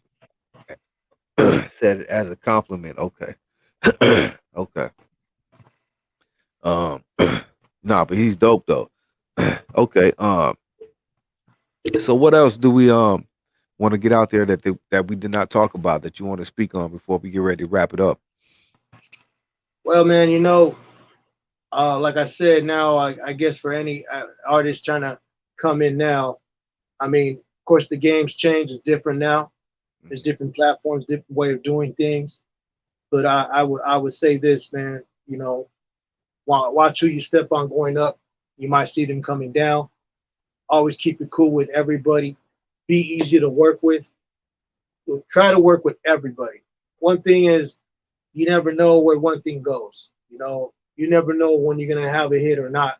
Like I soaked up game from Kid Frost when they asked him, "How do you know when you have a hit?" He said, "You don't know. If the kids pick up on it, then there it goes. You never know when you have a hit." And that's why I got my game from being around the right people and learning from them and seeing my mistakes. And that's why I always teach people to learn the craft, learn the history of the craft, where it started. You got to look at everything where it started, where it came from. You work with people, you got to know who you're working with. You don't want to walk in, you don't even know who the person is in the room, if you want to do this craft. And always, do your homework. People do your homework, man. This business is real ruthless. I mean, I was young. Like I said, I could have been signed with Interscope at 17 in 1997. But as I was dealing with a shady person you know. And then a lot of times, like I said, I never took that step. Yeah, I could have been probably more famously known and out there, but I wasn't trying to be the next broke rapper that was known famously but broke. I wasn't trying to get one of them TLC deals, you know. So really know your publishing, know your copyrights, know your performance rights, know the business. You got to know it. Nowadays, it's independent. Everything is given to you. It ain't like before. Before, it was very few doing it because there was no home studios. There was no this. You had to know somebody or have some money. And that kind of filtered out a lot of people. Now it's deeply saturated. Now you look at it, everyone has access to distribution online. Everybody has access to the same thing. So now you got more people putting out music. You got hundreds of thousands of songs being released every quarter of the year. So how do you cut through that noise? It ain't just putting the song up and saying, hey, look at me, hit up all your IG buddies, hey, look at me, check out my new stuff. Everybody's doing that. So how do you cut through the noise? How do you cut through that noise? You either got to have an unbelievable, undeniable hit, but even having an undeniable hit is not enough. You got to put up money. You to get in the right places. You got, you know, it's just, it's more groundwork to it. You know, some people they go viral, they pop. It happens for some, but not everybody's story is the same. Mine isn't the same. Mine isn't the same as G-Lew. Yours ain't the same as mine. Everyone has their own story and their own how things happen. You know, I'm content with myself that where I'm at right now and just being able to know the knowledge that I know and being able to pass it on and being able to work with the people I work with and get the respect that I do. Because it's honestly better to even work sometimes behind the scenes. Like G1 was behind the scenes. Right. Quick, everybody knew Quick, the front man, but they didn't know G1 was the backbone. But sometimes it's good to be that person. You getting paid, you know, and it's okay. Without all the extras. Yeah, I mean, honestly, even at one point where I was gonna sign, and I thought to myself, do I want to be that known? Do I want to go? Do I want to like go to a swamp meet or a market or something, and I can't even get my own privacy? Do I want to get to that point? Because I roll with certain people that some celebrity status, and I seen they don't got that privacy. That's why they move somewhere far out in the desert or somewhere, because they want to go somewhere where people don't know them. They want to go somewhere to have a little privacy, to have a little. So it's like you look at all these things. See, I never cared for fame. I didn't chase the fame, and I never chased the money either. The money will come. You know, I was true to my art. I was true to myself as an artist, as a person. And I think by me holding my ground and doing it the way I did, I got a lot more respect. Because even to this day, like I ain't put out, whether I haven't been out or did this, that in a while, I could go to a venue in Hollywood or somewhere. Best believe someone there knows me. It always happens. I go, oh, Dream, what's up, man? And oh, man, what's up? I remember you did the Knitting Factory. I still get that love when I go out around here in the LA area that people still know me from. So that tells me something that happened over 10 years ago, that happened, whatever, still know me from that, then I must have made a big impact. You know what I mean? Right. So I leave your own legacy. Leave your own. Don't follow the trend. Don't, you know, be unique, be original, do your own thing. I'm just saying, you know, the last thing would be to leave a little knowledge with people. You know, put God first in life, because this business is cutthroat. People are straight devils. They'll take up young, new talent, eat you up alive if you let them, because you don't know the business. And people get bitter why people don't help them out. You got to look at it like this. DJ Quick, one-on-one, me and him. He said when he first came out, nobody helped him. When he blew up off of Tonight, that one song, nobody helped him. And so he said, why should I do it for someone else? Even though I know it kind of sounds bitter, but that's not, I get it. Is that you got to push yourself. You can't expect things from people. You believe in yourself. You see the bigger picture. You can't expect people to believe in your dream. It's your dream. Your dream might be to run a chain of restaurants. Is that my dream? No, that's your dream. But you got to believe in your dream first for other people to see it. When you start building, that's just how it is. You build it, they come. They slowly start coming in, you know. And so just Be true to yourself, man. Don't be afraid to take risk. You gotta put money up because you gotta, man. Don't be afraid to ask for money. Don't be afraid to go out there to get an investigate, whatever it is for what you're trying to do, especially if God puts it in motion. You can't stop God's will. If it's in motion for you, if it's meant for you to do something, don't be afraid to go for it. Don't be afraid to ask. He said, ask and you shall receive, right? Knock and it shall be open, right? Seek and you shall find, man. God told us you got to take the action. Faith is an action word. It's a verb. Faith, you got to act with faith. You got to take the footsteps. You got to be willing to take the hits. You got to be willing to step out of your comfort zone because God doesn't care for us. And I'm going to get preachy, but this ties hand in hand with what I'm saying is we get too comfortable at times. And God is not interested in us being comfortable, right? He wants us to grow. He wants us to keep growing. And the only way to keep growing is to, once you get comfortable, snap out of it. Get in your uncomfortable zone. Get it to that place where you're going to stay hungry and keep building and keep moving forward. That's right. That's right, homie. And let everybody know where they could follow you at or get at you for the music or information or anything. IGs, handles, emails. Man, you can hit me up on my IG. I go by Dreamz Music. That's my publishing company. So Dreamz with a Z, and then Music Music. Dreamz Music. That's my publishing. That's my IG. My YouTube is Cali Dreamz. Just one word, Cali Dreamz. You could Google me. I'm on Spotify. I'm on all that stuff. I got footage of me on YouTube, me freestyling at a music video with Lazy Bone and Sloan. Shout out to Sloan, Mo Thugs, and my boy Lazy. I mean, there's all kinds of stuff that I got. I just documented that's on there, man. So you can search Cali Dreamz. You'll find things on there. Reach out, man. Anybody want to work? I do production. I do mixing. That's another thing. As I don't just cater to myself, man. You know what I mean? I'm always trying to have my door open to help people that are serious, that's really trying to do something, man. If I can help someone, I will. That's what's up. That's what's up, ladies and gentlemen. Cali Dreamz. Hey, man, I had a great time with you, bro. I grew up ignorance of my past, but I choose that. Oh, that. I'm sorry. Okay, I have to. I don't know, but thank you again, homie, for joining us, man. A lot of good game given tonight, man. A lot of information, knowledge, things we could take from this, man, and learn from. So that's always a good thing, bro. Man, sorry if it was a little long, but No, it's all good, man. I enjoyed it, man. Everybody else did too. Everybody said it was a great interview, man. So we appreciate you blessing the platform, homie. God bless you. Thank you, brother. You know what I mean? Also tell them what you got out right now. You just dropped some music. Tell them where they can go. The music you got out right now, they can go get right now. Again, I got my 4 albums. I got R.I.P. Dreamz.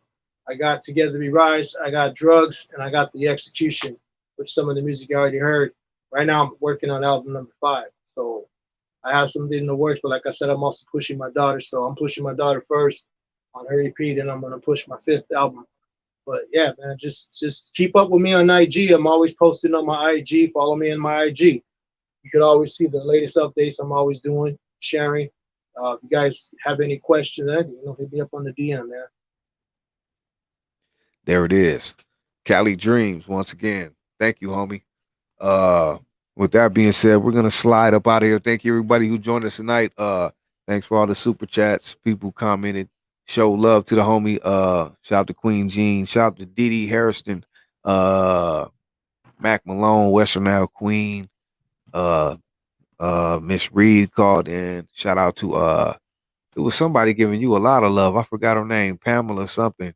Shout out to her and everybody else who joined us tonight. Shout out to the homie Isaac Pedrosa, Righteous by Faith. Go follow him as well.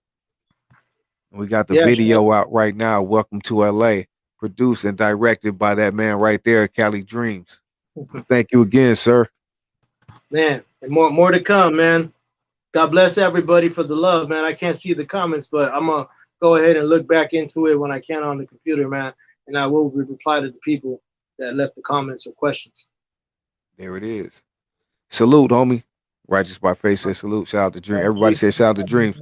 Thank you, everybody. Much love. We up out of here. Good night. Peace. Have a great weekend, everyone.